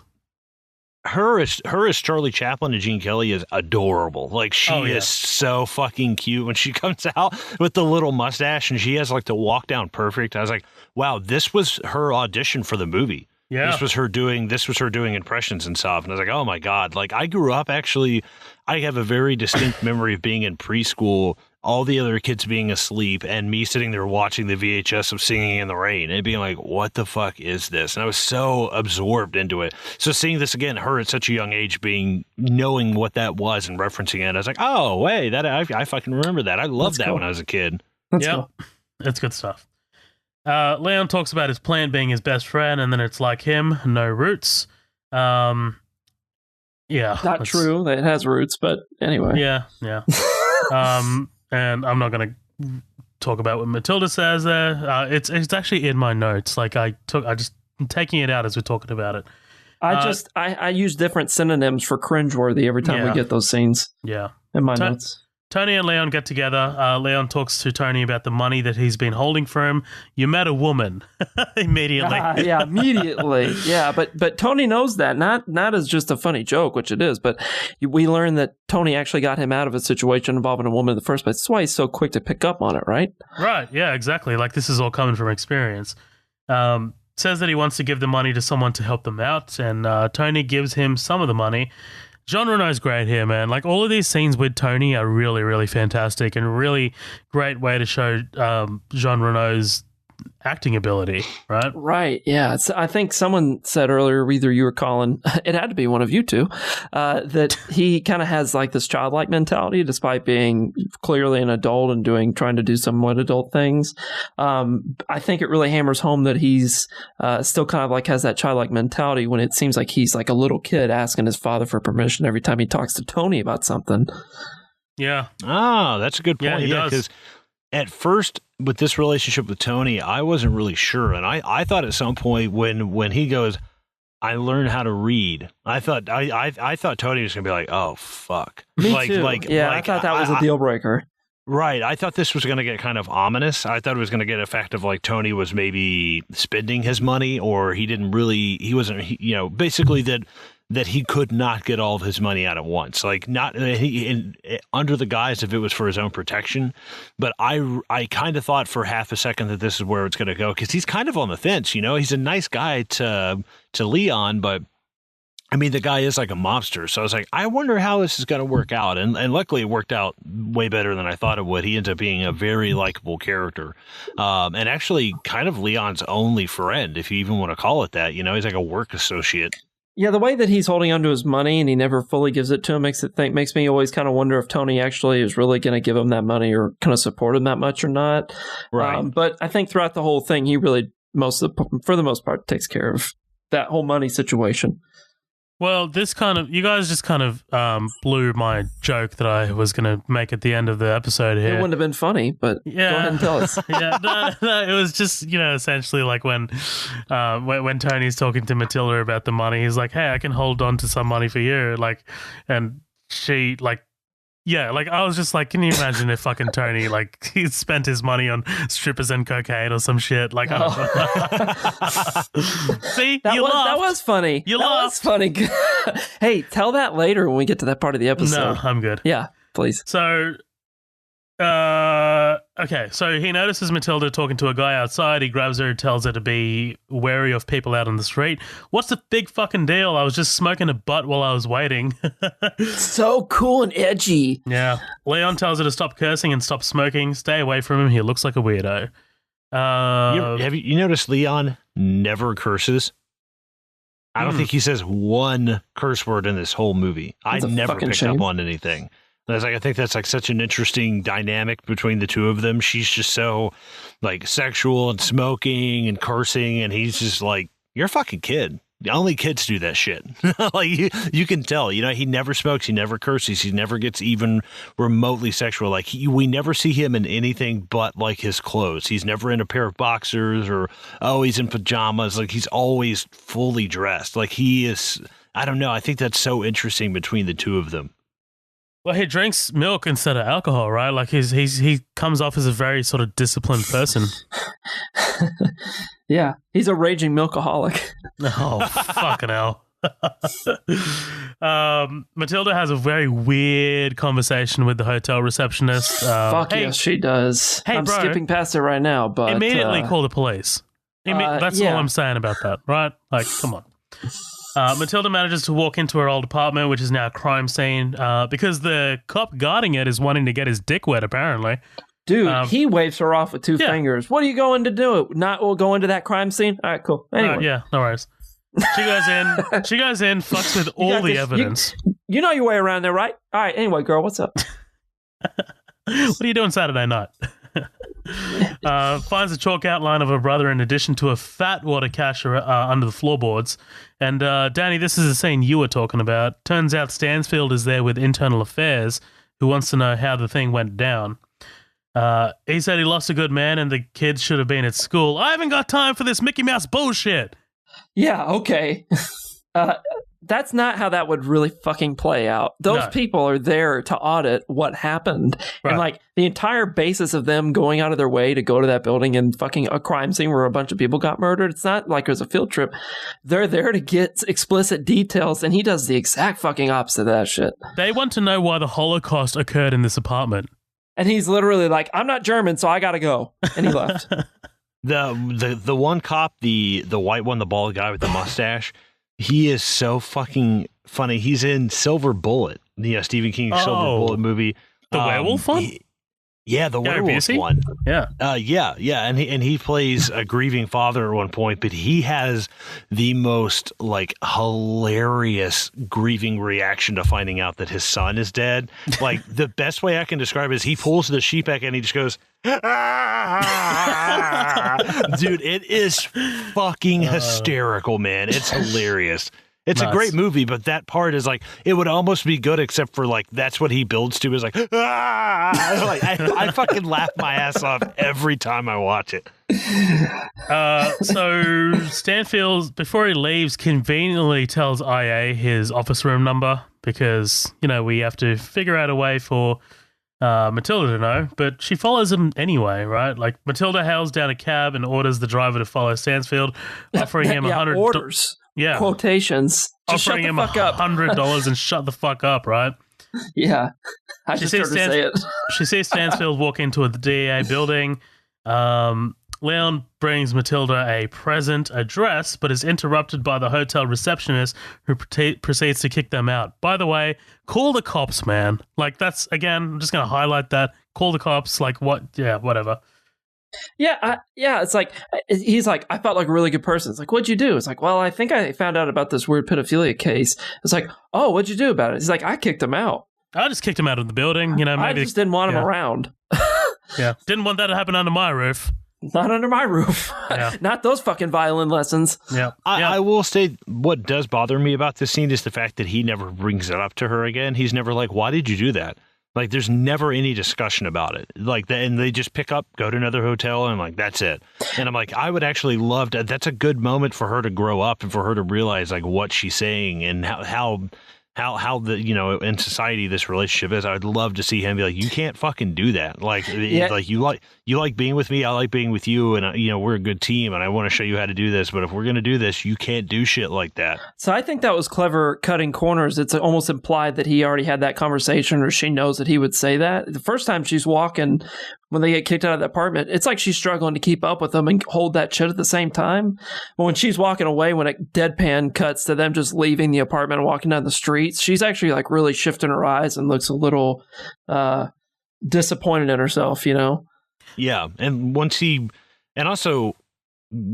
actually sit down afterwards and she offers him the $20,000, not to skip too far ahead, but she actually looks like she's been crying, and she like pours him a glass of milk. Like, she seems somewhat remorseful.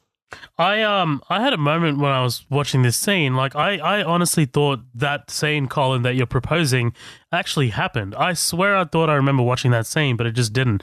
Like, this hard cut to them of like walking on the street, you know, kind of like silhouettes. I thought that Leon was going to stop and like lean over and be like, why did you do that? I thought they were going to have this conversation, but that just didn't happen. I must have like misremembered it or some shit, but I don't know. But anyway, guys, that's about halfway. What do you guys reckon about taking a break right here? Let's do it. Yep. We'll be right back, everybody. Fuck yeah.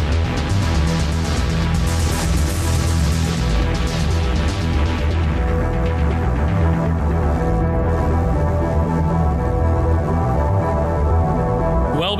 look who made it this far into the episode. Just while we're taking a quick break here, we've got a few things that we just wanted to put out there for any newcomers, or if you're not part of our growing community, maybe this could benefit you too.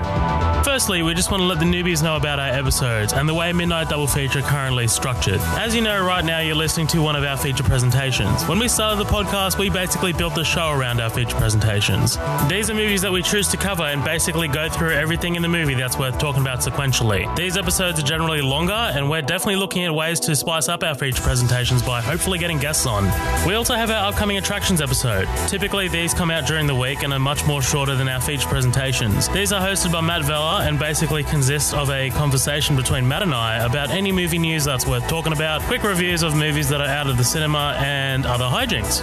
Finally, we have our special features. These are usually one-off special episodes that are mostly experimental and don't really have any specific definition. They could be a sit-down with a cast or crew member, a conversation between the hosts, or just a straight-up different thing that might not even relate to film.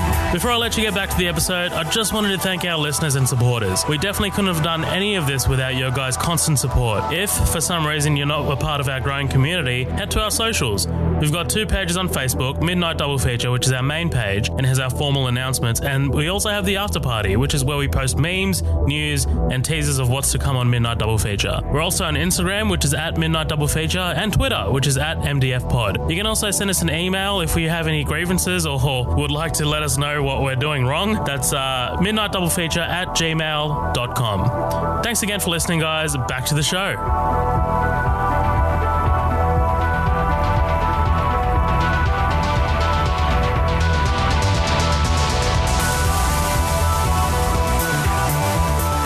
Hey guys, we are back. We are back freshly squeezed, as we like to say. We're back covering Leon the Professional. Man, we have been fucking flying through this, actually. You know what? We're doing kind of alright on time. Like, you know, take out the fucking 3-hour intro that we had for this episode and we'll be fine. Alright, so we are at the point where Matilda gives Leon $20,000 to kill Stansfield, telling him where he works, but Leon declines, saying that Stansfield is too heavy. She's hysterical, proposes to play Russian roulette. Leon says there's a round in the chamber. He heard it. What's it to you if I end up with a bullet in my head? And he says, coldly, nothing. At the last second, Leon cracks and grabs a gun away from her before she blows her own head off. She says that she wins because essentially she forced his hand. I like this moment. You know, if you had dialed back the Matilda element of it and the relationship element of it, I think it still would have been as effective. But I still like this whole sort of like last minute force his hand sort of thing to show that, you know, he still cares about me. I think you could have shown it that he cares about me in a protective sort of fatherly manner and not, you know, anything else. But I think it still kind of works. What do you guys think? I think that if there was any question in your mind about the mental stability of Matilda up to this point, you've probably got it dialed down pretty well in your head now. What you think that she's thinking at this point? Right. Yeah, exactly. Okay. So they go visit Tony, and Leon says that he needs a hand because he took a hit. And this is kind of where we get Matilda and Leon working jobs, right? Hi, it's Susan. The light's out. It's all dark out here.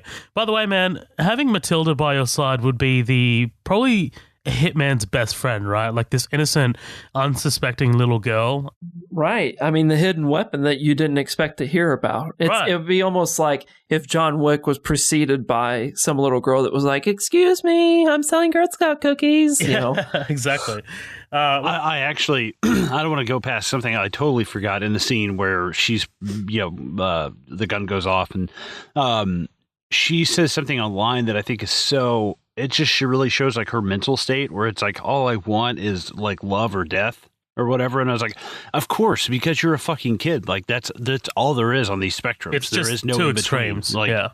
Right. It has to be these two extremes because you're a kid. You don't understand the complications and like the gray area of things yet. Right. Only a Sith deals in absolutes. Right. Oh, man. They breach the door and Leon sticks his gun in the dude's mouth. If it leaves your mouth, I pull the trigger. Capiche?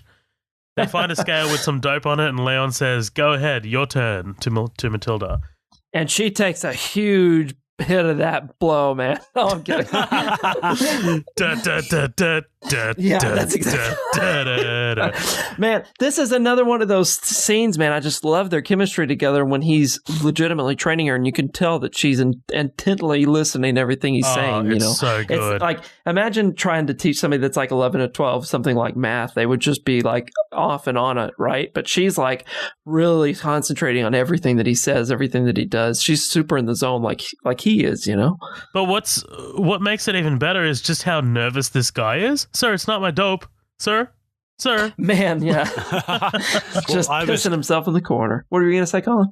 I was laughing seeing that all this coke, pops up and shit. And I immediately thought to last week's feature presentation, be like, if you snorted cocaine between the 1978 and blah, blah, blah, there's an 85% chance you got it from us. Thinking about fucking Blow. And like, I would love to have seen the door open and it's Johnny Depp and he's like, oh, fuck. Man, I listened to that episode you guys did. It was great. That blew me away. That's astounding. It blew you away? Yeah. Nice. Yeah, the previous feature presentation that Zohab and Colin did was over Blow. So, yeah. Good episode. we do good work. Especially when we're fucking high on cocaine. Yeah, that's that's exactly what that was. Is that behind the scenes stuff we're gonna see later? Oh, yeah, that's bonus content shit. Yeah, for sure. You snort cocaine. Okay. Yeah. Matilda tells the guy to move to a little to the left and fires a couple of paintballs at him. Leon tells her how she can improve. Never in the face. You can take out anybody and say you did the job. And Leon just fucking nails this guy. She's tired of hearing this shit. Yeah. She burns the dope. We said no women, no kids. Who do you think this is going to kill? Donkeys and monkeys? I love that Leon is kind of confused by it, right? Like, it's kind of like it's outside of what they were sent there to do. And he doesn't really understand it, but he agrees with it begrudgingly. Right. It's almost like while she's doing that, he's like looking up in his brain the assassin guidebook, what to do in that situation. He's just perplexed. Right, exactly. It's great. We get another little montage of them going on various jobs, breaching different doors and working jobs. What do you guys... Yeah, go. I was going to comment on this, Colin. Do you remember in the kind of the good era Family Guy where their bar burns down and they have this 80s, 90s montage of them building it back together? And it's like this cheesy, drastic 80s, 90s music playing. But when they get done, it looks terrible because everything they did in the montage looks so wacky. I remember that. The finished product looks just like that. I wanted that to be what was happening here. You know, like her and him like running up the stairs and killing people and then like high-fiving in slow motion, like these huge grins on their faces with the like some 80s music in the background. That'll be awesome. What do you guys think about the simplicity of them breaching these doors, right? Like, I mean, like, hey, everyone has a fucking latch on them. New York City. Is that a thing? Is that a thing? Oh, yeah. Okay. Yeah.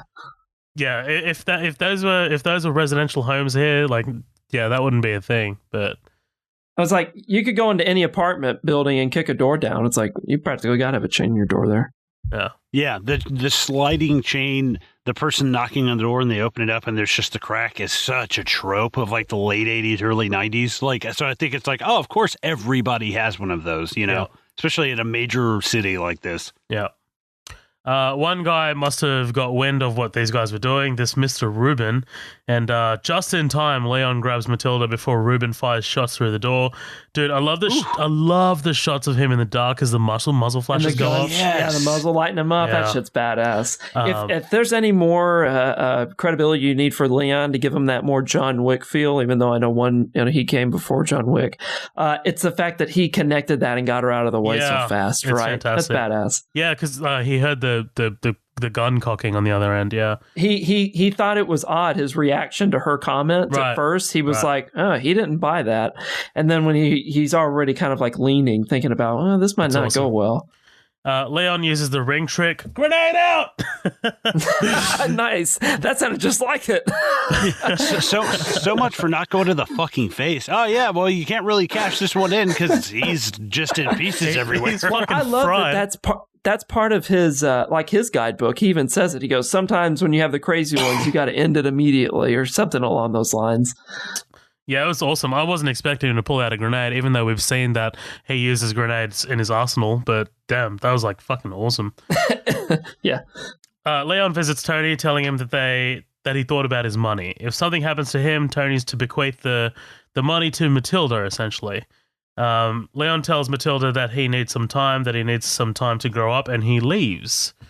This is another moment I thought that Tony was going to be like, all right, that's it, as we've said a few other times, but he was like, yep. He's fine with it. I mean, I guess Tony's kind of like, at least he has someone. And what is he going to do? Stop Leon? He's like Leon walks out the door and he's like, Baba Yaga. Man, Tony's just going to stand up from that chair and he's going to have a heart attack, man. He stands no chance. Now, little did you know, over the years I've been slowly poisoning your milk, and he just drops dead. Every time you come here and get a glass of milk, you died a little more. I knew exactly how many glasses of milk. And Leon, I'm telling you, brother, that's the 100th glass. Leon's just like, you've been poisoning yourself with all the fucking bolognese you've been eating the last few years, man. Yeah. It's like, you put poison in every one of my glasses of milk. Everyone! Yes. Okay, look, let's take a bet as to who's gonna be the first one to shout that when that comes to it. All right, let's.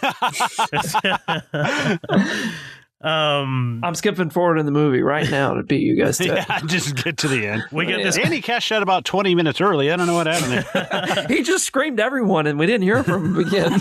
Just hangs up. We get this quick little scene of these guys trying to intimidate Matilda just to sit there. Does paying rent here mean I have to put up with you guys? She tells them to fuck off and that she needs to think. Essentially. Well described. Yeah, essentially. We see Matilda stalking Stansfield, decked out in her little beanie and Leon glasses. Very cute. Man, give me less of the weird pedophilia shit and give me more of her like staking him out like a heist movie stakes out a heist. Yeah. Like that would have been some cool shit as she was like infiltrating it. Maybe she infiltrates it one time without even intending to go up there and kill him, just to like get an idea of the building and shit. Yeah. That would have been some cool shit, but oh well. We wanted to focus on something weird anyway. There's a quick shot here of Stansfield telling building security to stand up. What, you don't like your job? Hey, probably not. Like, they're fucking standing here for ages doing shit all. It's just like, what, you don't like your job? Stansfield, they probably don't like their jobs, mate. Right. They're probably the first people that see you walk into work literally hungover from doing whatever weird shit you were doing the previous night and you're in a crappy mood. They're the first people to see Stansfield walk in and be like, oh, God, here he is. Well, they were probably just snorting fucking Stansfield cocaine. So. Like one of the police officers got a pretty good porno mustache right there. I don't know. She walks through saying that she's got a special delivery for room 4602. She walks into the men's room but is cornered by Stansfield. Again, another one of my favorite scenes in the entire movie. He cracks a pill and does that weird lizard back crack move again. And Stansfield thinks that someone poisoned the food, but she says that she's doing this for herself. What filthy piece of shit did I do now? He also he doesn't even take so much time to process it, does he? No, he's just like, oh, what did I do this time? Like, right, exactly. Like he's so fucking used to it that he knows that he must have made so many enemies as collateral damage. Yeah, he's stepped on that thought in his brain so many times now it's just worn down. Yeah. He asked her if she likes life, to which she replies yes. At that point, I wrote down, does she like life? Like, she's kind of seems a little... She's got a little fucking... I mean, like, you know, that Russian roulette scene, she's got fucking suicidal tendencies and... Right. I don't know. Yeah. Stansfield's... I think that's just... Maybe that's her coming to a realization of it, but I was like, part of her arc. Yeah. Now it's concerning. Yeah. Stansfield says that he takes no pleasure in taking life if it's from a person who doesn't care about it. And, of course, White Jamaican walks in and informs Stan that one of his men is dead.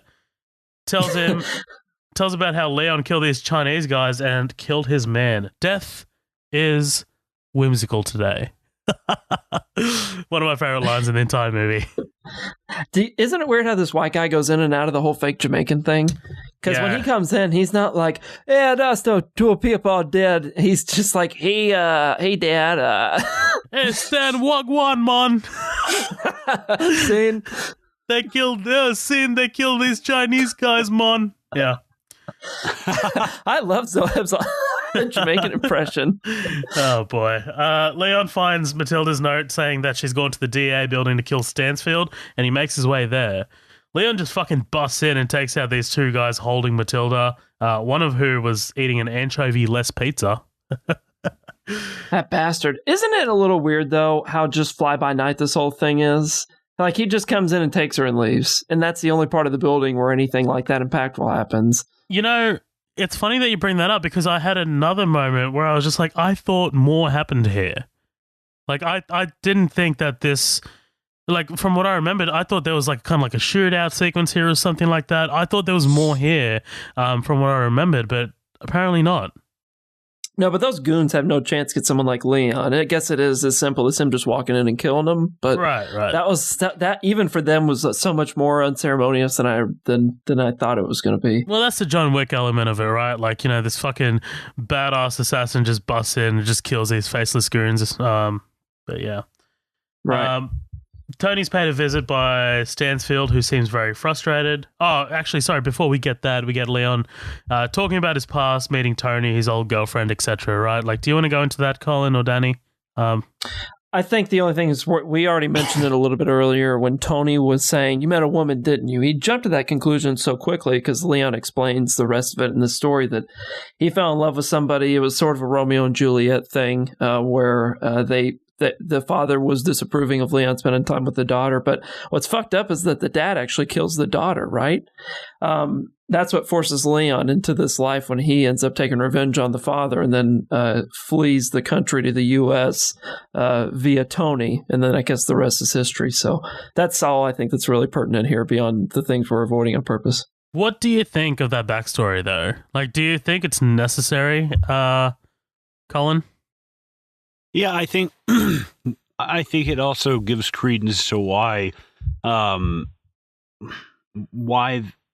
Leon is kind of like drawn to her in the first place, because we see her in the hallway. She's got bruises. He can hear her parents always arguing. You know, he comes up, she's got a bloody nose. And I'm sure at some point he asks himself, what kind of father shoots his own daughter for something like this? And then he sees Matilda and is like, that kind of father is the guy who shoots his own daughter for that kind of shit. Like, so I think almost in a way, like he can kind of see history repeating itself. And he's like, at this point I have things go completely different, but I think him opening up the door is just him almost in a way being like, well, I couldn't save this person, but here's this person put in jeopardy by their father's actions, and I can save this person now. Like, I can make a difference now and actually really help somebody out. That's what I took away from it. I don't think he comes to that point the second he opens the door for Matilda, but I definitely think he's there at this point in the movie for sure. I feel like he's a little more, he doesn't fully think through opening the door for her earlier. I don't know. That's just me. I think I can take it or leave it, to be honest, like his backstory. I don't know if I need a similar situation in Leon's history for him to be sympathetic to Matilda and her situation. Like, I think it's really, maybe it's just more the world building where we understand why Leon got to where he was. It was like a labor of love, but they really don't go into as much detail. They don't even do flashback scenes, or he doesn't even stare at a picture of anyone. I don't remember specifically. He's really just explains it from memory, and they kind of just move on. Yeah, I think just personally, like, I don't really need it. Like, it just could have been like cut out. Because, I mean, like, look, if you're a trained assassin and you saw this situation going down right across your hallway, I think you'd react the same way that Leon has. So, my memory from the theatrical version only initially, I didn't even remember the backstory. I didn't even wonder. I just knew that he was there. Kind of a Nico story, right? Oh, He's just kind of like he just shows up. Nico Bellic. Mm-hmm. Yeah. We came off the ship, brother. We'll start a new life here. We've brought up Grand Theft Auto 4 so many fucking times on this podcast. Dude, they don't need they don't need to advertise. No. They don't need to advertise their shit at all, man. People just, it's so ingrained in culture. It's almost more than a video game. Right. Like on the town episode, we were talking about the 3-leaf clover mission. Yeah. There's movies, I think one we might have spoken about, I don't think in a podcast, maybe outside of that, where they were like playing Grand Theft Auto in the background or something. It's insane. So Tony's paid a visit by Stansfield, who seems very fucking on the edge. Stansfield has used Tony. Oh, yeah, we find out that Stansfield actually used Tony to kill people for them in the past, which is kind of cool. Like this kind of like DEA sort of like side contact who they use as a hitman. Like I love that.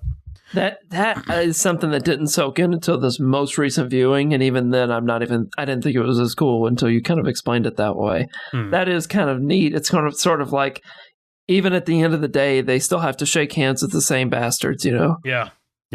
I wonder how many of those hits he's referencing were Leon. Yeah. Like, I mean, how many times he's fucking killed somebody? Like it just kind of comes back around, yeah. Remember your employee of the month, Tony? He's kind of being a pain in my ass now. Well, that's essentially what he says here, right? Like, he's just like, my man was killed right here on your turf, and the chinks tell me Hitman was kind of the Italian type, so we figured that Tony might know something. I'm dying to meet him. They throw around some super racist, like chinks? 90s nicknames. Yeah, they don't care. It's fucked up. Yeah. On her way back from the shops, Matilda is grabbed by a group of cops armed to the teeth. Dude, I was intimidated when he grabs her and he's like, "You don't say anything from this point on. You nod your head yes and no." I was just like, "Oh shit!" Yeah, this guy operates fucking smoothly, dude. I love this dude. Yeah, he seems. I love how in control and serious and great of a voice he has for that. He even sounds more intimidating when he's behind the mask. But man, does that make that shit so much funnier? Whenever we get maybe like another 3 minutes from now, I'll bring it up. They ask her what the unique knock is, when Matilda obviously gives them the incorrect one. Do you guys know what she is tapping out here as the false one? In Morse code, is it die? Yes, correct. Yeah, okay. Someone did his homework. I'm getting an A+ on this episode. Nice. See, the only thing I don't like about the code knocking thing is like establish that earlier. I kind of want to see that established earlier. Like they do. He says, "Remember the knock," and she does it. No, yeah, but it's like 5 minutes before it happens. I'm not a fan of that, honestly, in movies. Like, it's something really small. Like, if they had done this earlier on, and it was something that we knew, it didn't have to be explained, because that's it's almost kind of like exposition-y right there. He's like, "Oh, hey, remember that knock that we do? Make sure you do that knock." And it's like, dude, we haven't seen shit. What the fuck are you talking about? Yeah, like, that's a good point. It would have been neat if he brought it up the very first time that they were in the same room as each other. Right, because if we show this montage of her cleaning weapons, him learning how to read, you can also show him saying, "Hey, it's knock," him actually explaining the knock to her. I know it's a small thing, but I was like, that kind of, I was like, yeah, if you'd showed that earlier on, and we instead of just establishing it right here at her doing a knock that's meaningless, it's like, oh, she gave him the wrong knock. It's like, oh, and she, like, we know, like, deep down that's not the right knock. Like, and it's been established. It's like it's a recurring thing. Yeah. I think that'd be kind of interesting. So I love how the guards or the SWAT team wanders into the room after giving the incorrect knock, and the camera just slowly pans up to an angle of a door that you don't ever even really look at unless maybe you're just deep in thought and you're in a room that way. But you just see two fingers go and shut the door and just start taking those motherfuckers out. Is anybody else a little perplexed in the fact that this is when gunfight would happen, like gunfire would go off? The leader of the SWAT team, whenever he starts hearing gunfire go off, he is legitimately shocked and like scared like a baby.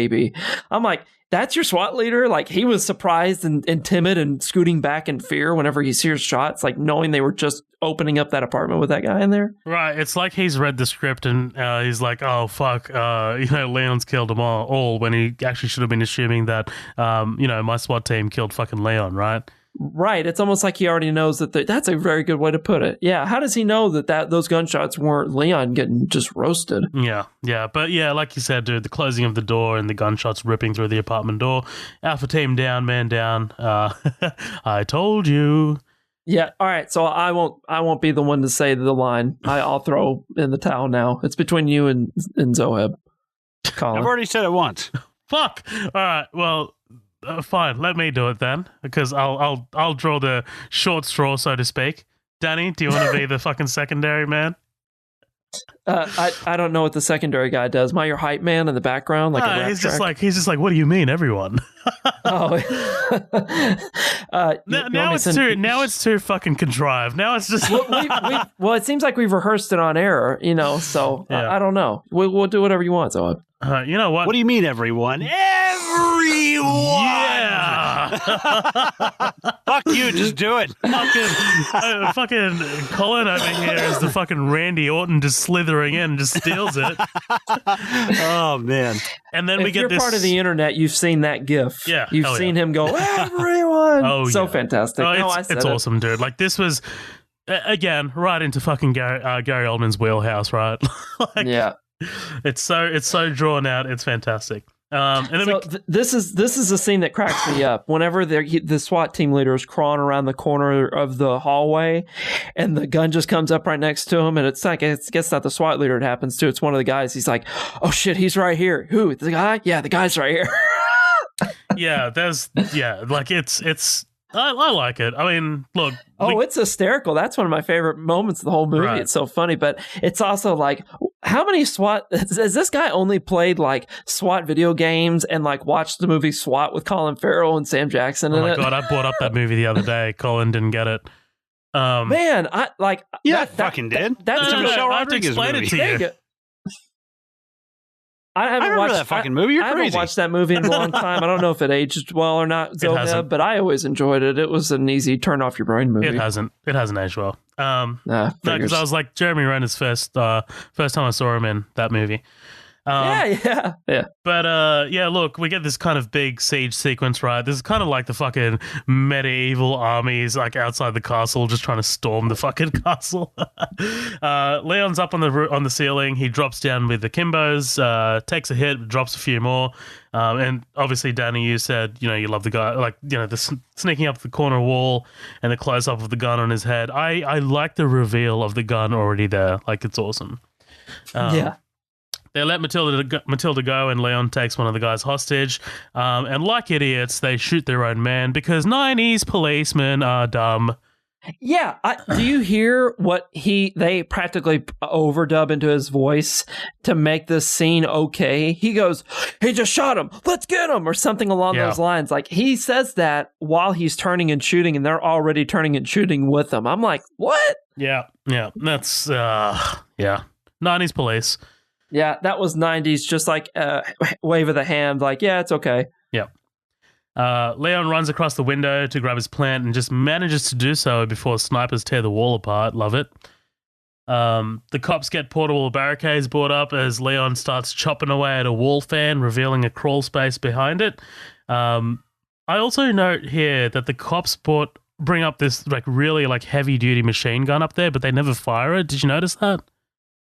Oh, I thought that was them assembling that rocket launcher that goes through the door and explodes. It looks like it's got like a bullet, like a belt of bullets. I haven't been paying attention. I think we were talking earlier when I brought past that. I didn't catch it. So No, I see it. I'm looking at it right now. I skipped backwards. Yeah, they didn't use that at all. That I remember. They never fire it. So when I thought it was the rocket launcher. I see it right It's there. not. They're loading up a full chain of bullets. Yeah, I was like, this is something from Call of Duty that should be in the fucking LMG class.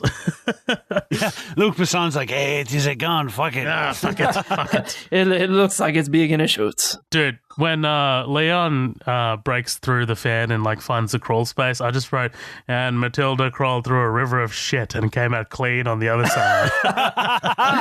That's fucking great. I thought of the scene in The Matrix where they're crawling down this middle of the wall and they're sliding down it. That's what I was expecting her to be like. Nice. Fucking Morpheus is out here doing the oh, but don't worry, we get that from Leon soon. Oh, you do. That's the one shot in this movie. It's hold. You got it. Holding. Matilda argues with Leon, refusing to go because it's not big enough for Leon.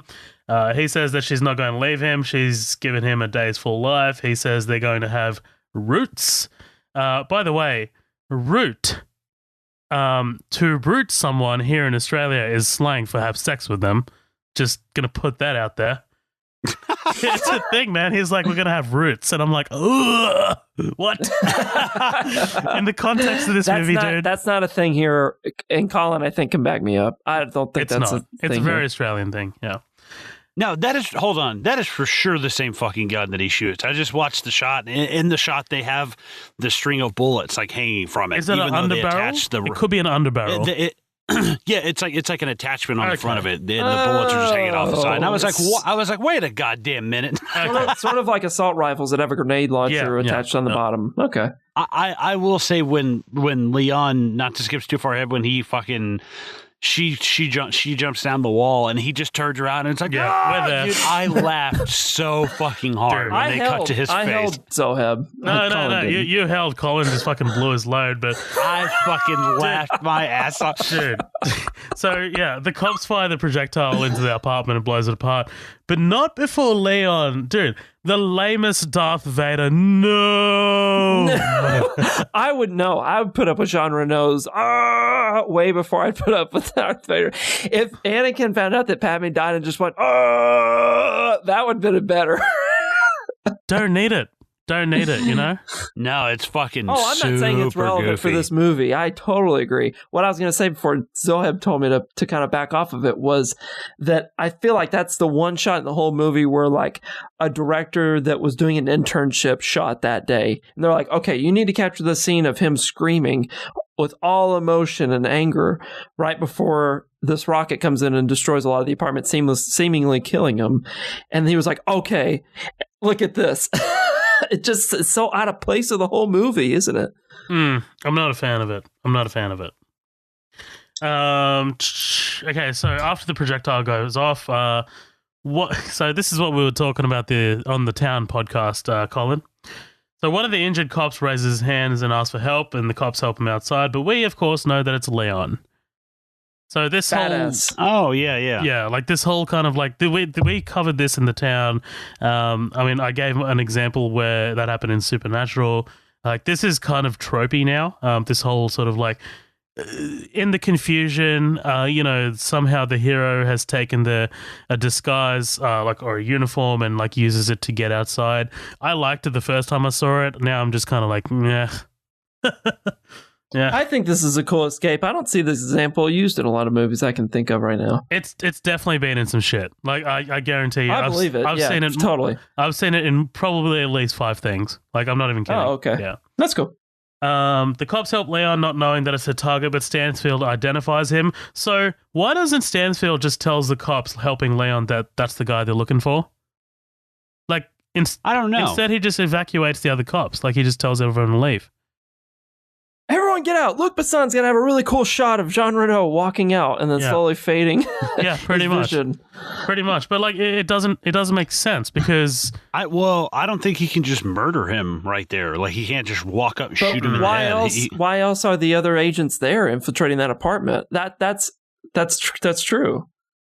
See, I think that part of it, too, is like, okay, well, you're under arrest, or it's like, well, I have a little girl that says that this guy walked into an apartment and murdered her whole family. Oh, fuck. Well, maybe I need to murder that guy. Like, I don't need to let that go to trial. That's true. If he's sitting here sort of like unarmed and stuff, they will probably most likely take him and handcuff him and arrest him and, give him due process. And in court, he's probably going to give some evidence, but if he is barricaded in his apartment, probably armed, then that's why they fire at that point. So I think at this point, I think you're right, Colin. I think they do arrest him if Stansfield goes up and says, "Hey, this is the guy." So. Well, dude, and the shot of him spiraling down the stairs with that cop, and you see how many people are there, like, wow, everyone. You're like, wow, holy fuck. Like that is a badass shot. Right. Even if you killed every single one of those guys with one bullet, there are not enough bullets in your fucking apartment to kill all of these people. Yeah, that would have been a different ending if he would have let that next team come in. I'm not sure he could have handled that. Also, in my notes, whenever he screams, I remember I typed in beast mode. Yeah, man. We see Matilda emerge street side and walk off, and Leon heads towards the exit before he's flanked by Stansfield, who just pulls the trigger on him. I love the way. Important to know that Leon, but we went right past this, but it's super important. He left the fucking building with those police and he could have left with them, but he turns around and goes into that basement alleyway and looks for Matilda and backtracks for her. Yeah, he does. Yeah, he goes back. That's right. He could have fucking left right then, but he went back. Right. That's pretty cool. I think worth noting. And the detail of once he gets down the stairs and he's coming, literally literally coming out into the light, like he's right there at the end of this tunnel. That on his, I guess his right, like our left, we see in that room, we see Stansfield right there. It's like, oh fuck! Oh, like, I didn't catch that. It's just a quick second. If you're not fucking looking, like you will totally miss it. And it's right there on the left when you're watching. I was like, oh fuck! When I saw it, I was like, dude, he's like right there. He's so close. He could literally reach out and fucking touch him. And it's such a good touch. Like looking at him, like he's right fucking there. Turn around, dude. Yeah. I dig it, man. I also love like the way it's shot through Leon's eyes. So it's just like a POV sort of thing, and then it's just like a flash of light, and then the camera just starts falling as Leon starts falling. It's great. Plus the score is great too with the slow piano. Stansfield, at your service. This is from Matilda. And then boom, fucking suicide bomber, I guess. Ring trick. Ring trick. I am Iron Man. That's his moment. See, and I don't know, like I do like this ending, and I'm like, well, if he's got to die, obviously take the other guy with him. Like I don't mind that. But it's not my favorite ending in the world. I don't know. I do like it, and but I don't know if it's appropriate for his character's kind of like arc. We see this guy finally putting down some roots. We see him finally growing. He's growing up. And I was like, man, I hate that. It seems like all of this was kind of like for nothing. I don't know what the point of him dying was, and I know it's kind of, it reminds me in a weird way of like Sin City, an old man dies, a young girl lives, like kind of thing. But I honestly, I think there's some way that this ending happens where Matilda doubles back, and she actually, I don't know, maybe she has a gun and she's the one who shoots Stanfield or something. I know that's just a random thing that I just threw out, but I think there's some way to kind of like compromise on that ending there, because I'm like, man, I hate building this character and seeing like a future for him and all this stuff when really he just gets like killed like right at the very end. I was like, fuck, yeah, like, that kind of sucks. But it's yes or no. Do you see an ending of this where him and Matilda actually settle down somewhere? Well, either one of you. Yeah. Sorry, Colin. Yeah. No. I think so. Like in a way of like, hey, yeah, this is my dad. This is my daughter, like kind of relationship. But at the same time, it's like, well, is that really what she needs though? Is it like she kind of needs to get away from all this kind of life? Because if he lives, they stay together. If he dies, she goes back to school. She kind of like gets her life like back on track where she's not rubbing elbows with people like Tony and Leon and Stansfield and stuff like that. So I don't know. I guess maybe it does work. That's where I think you're right. I don't think her life would have ever balanced out were Leon and Stansfield not forced to kind of not be there anymore. Right. That's why I'm saying I don't see a version of this where Stansfield's out of it and Leon's still helping her and they actually settle down. I love that optimistic of an ending, but I feel like that could be a little too predictable.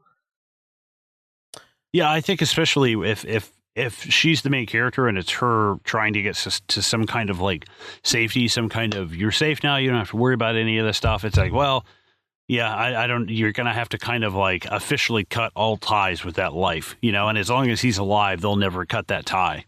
I agree. Zoheb, what do you think?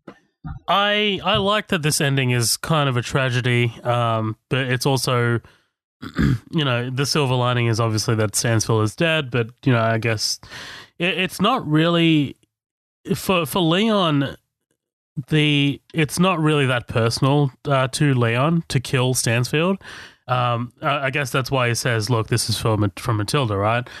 So I do agree with you, Danny. I don't think there is an ending where Leon and fucking Matilda go off and into the sunset and live a life together that we all fucking sneer at because it's just like, oh, right. Jesus Christ.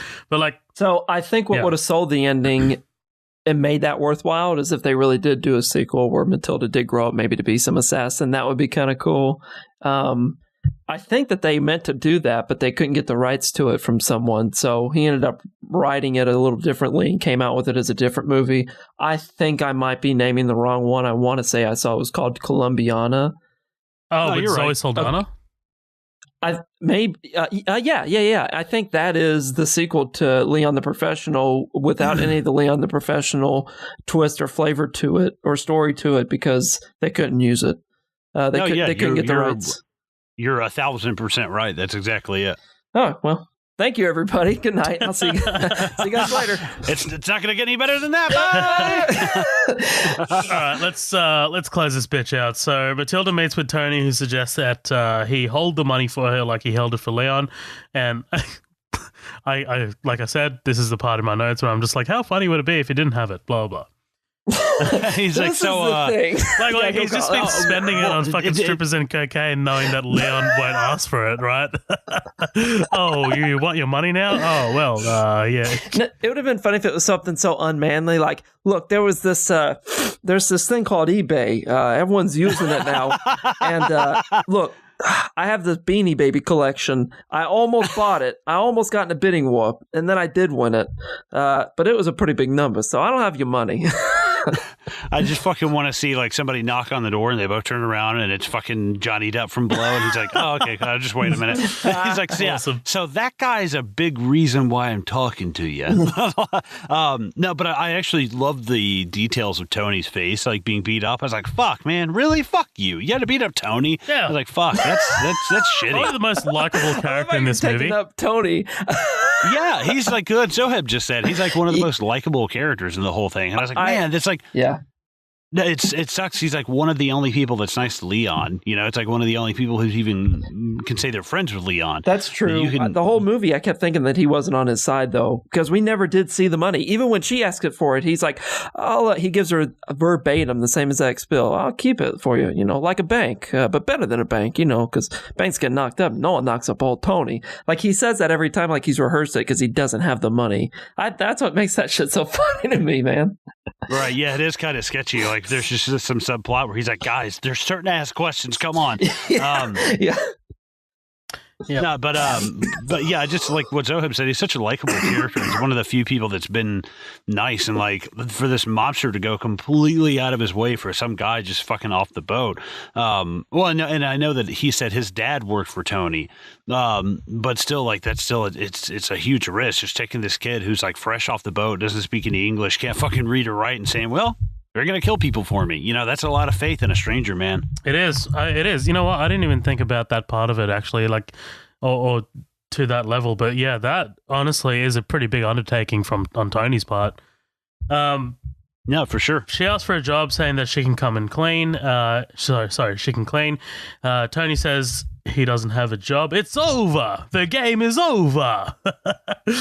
Tells her to go back to school and to get the craziness out of her head because he's about to lose his famous kind streak. She goes to school, tells the principal that her parents died in a car accident 4 weeks ago. The principal says she'll welcome her back, but she has to stop lying to her. And she tells her the truth, and she's obviously just like, what the fuck, bitch, did you just say to me? And the final thing, she plants Leon's tree. I think we'll be okay here. Leon, cue Shape of My Heart by Sting, and that's Leon. Oh, I was going to bring that up. Great song. Yeah, come on, man. I said, wow, what a shitty song. I hate that song. Of course, it was just so... Of course, it's a good movie, but like that song to end on, I was like, huh? Like, I literally sat there at the end with like one eyebrow. I was like, what the fuck? Yeah, I'm not saying that song mixes with the movie, but that's a good song if you watch the independently. Yeah, Sting is surrounded by several very famous musicians when he does his own solo recordings. So, but that's for a different podcast, I guess. This isn't the Sting Shame podcast, it's right? Not. It's not a music appreciation one or anything. It's fine. It's fine. I'm not offended or anything. All right, guys. Look, that closes out Leon. Do we have any fucking comments on this one? We were asked to specify if we were doing the international cut or the American, which just kind of brings up another Luc Besson kind of, I think, facade to some of these movies where like they just get called so many different fucking things. But clearly the answer was international with several addendums to it. Right, yeah. And I think that was Carlos from the How Do You Remember podcast that was asking for that from memory. Yes. Yeah. Look, that closes out fucking Leon. Colin, give me your final thoughts on Leon the Professional. Man. Okay. I'm going to make this short and sweet. I don't want to be redundant and say anything I've said 1,000 times. I think it's a great movie. I think it's got some problems. all in all, I think that there is no fucking way in hell this movie gets made today. It's not the violence, it's not the subject and storyline and stuff like that. It's all the sexual stuff. That's what the problem's going to be with it. And I think that this is a testament to like seeing Natalie Portman had a really good quote in this interview where she said, I was auditioning with all these kids who were going on to do these like kids movies. 4,000, by the way. Yeah, beat out 4,000 kids.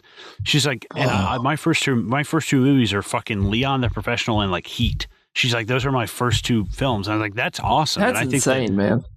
Yeah, I mean, literally, and two of like IMDb's top 250 films. Like that's her first two films. Like that's, I believe, might not be exactly her first two, but somewhere in the first three or four. But I think that's just phenomenal. I think that you can see why Natalie Portman was able to keep her career on that trajectory. Like she was able to stay successful. A lot of these people just slip and fall and fucking the machine just mows them down, and it's fucked up.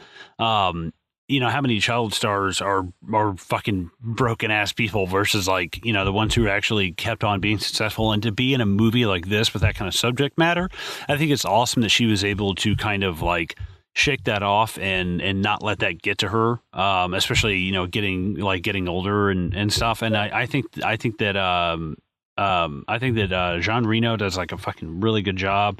I really like Danny Aiello. Surprisingly, he's like my MVP of this movie. I like him a lot. And I mean, it goes without saying, Gary Oldman's fantastic, but I always try to look past the obvious and see somebody who's like a contender, like behind that as well. But I mean, this movie is definitely like an 8.5 out of 10. I'd say it's extremely good. They just, Luc Besson, you got some fucking problems, but you make some good movies. Danny, hit me. Despite this being my pick, I don't love this movie, but I like ideas behind it and certain aspects of it. I love a lot of the moments that are in it. It's one of those things where I feel like I could like just only zoom in to certain parts of the movie and be like, dude, that was so great watching that. But rewatching the whole thing as a whole, I get like very strange, awkward, uncomfortable feelings most of the time just watching the whole thing through. And then just remembering, oh, that was a cool part. Oh, that's a neat dynamic. So there's parts of this movie that I think are really great. I don't love it. It's pretty great to watch at least the theatrical version. I think that you'll get an astounding agreement from all of us that we would recommend the theatrical version if you're going to watch one of the two and you haven't seen it yet. But yep, liked it. Not in love with it. I'd say maybe like an 8 out of 10. Yeah, I think we're all kind of in agreement on this podcast, on this episode, right? That's so fucking weird. On this particular movie, we're all kind of like in agreement. It's funny that Colin likes it a 0.5 point than both of us. Mine is an 8 as well. I thought, Colin, you told me that you're going to be the heel on this episode. That's so fucking not true. In the very beginning, you were like, I don't think even halfway through I could keep watching it. I was like... No, yeah, it's definitely not the quality of the film. It's the subject matter of what's going on. Sure. It's interesting if you wouldn't have remembered watching a lot of it and we said we're going to rewatch the theatrical version if you would have had a different score at the end of this. I don't... You wouldn't have seen a lot of that, and we wouldn't either. We wouldn't have known to talk about a lot of that stuff. Most of that stuff is excised from the theatrical one. Right. Yeah.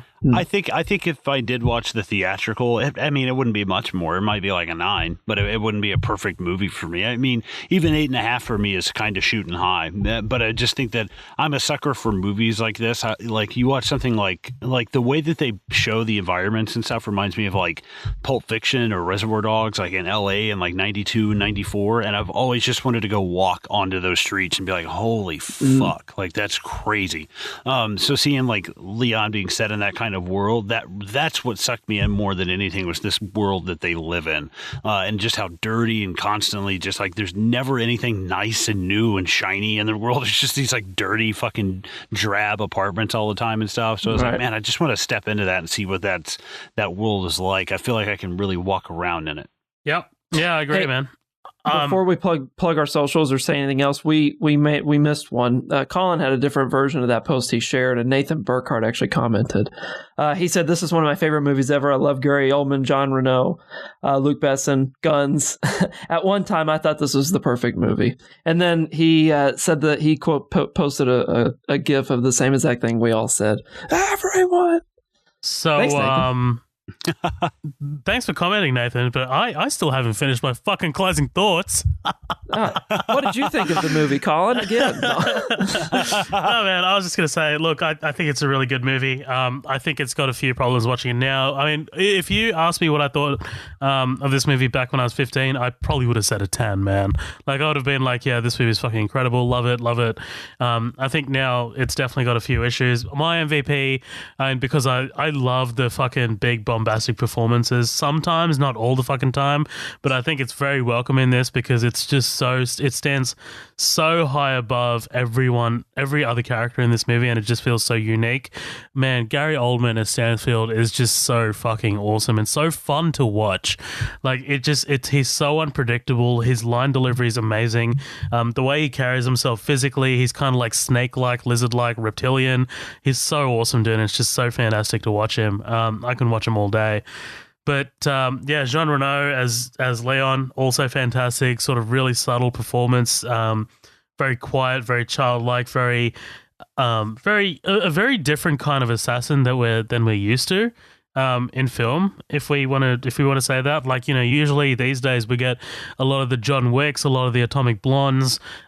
This is kind of different. Like, you know, he's very efficient, but he's very different in his normal life, which is. I feel like he has, yeah. Are you talking about Luc Besson's approach to this movie, or are you talking about Leon? I'm talking about Leon. Oh, never mind. Okay. But yeah, look, I'm over here if you need me. It all ties into that. I mean, like, you know, it all ties in from Luc Besson's approach because, like, I think it's a very unique approach in general to an assassin sort of like film. Like, it's not very standard, like it's not very conventional. So I really like it for that. I think Natalie Portman gives a fantastic performance, especially considering that she's 12, 13 years old, man. Like, I think she's doing some really good stuff here. Danny Aiello, as you said, Colin, really probably my second most favorite, to be honest. I mean, like, you know, if you take away Stansfield, then man, like, he's probably like right up there, and he doesn't get that much to do in this film. He just sits in a fucking restaurant the entire movie. Right.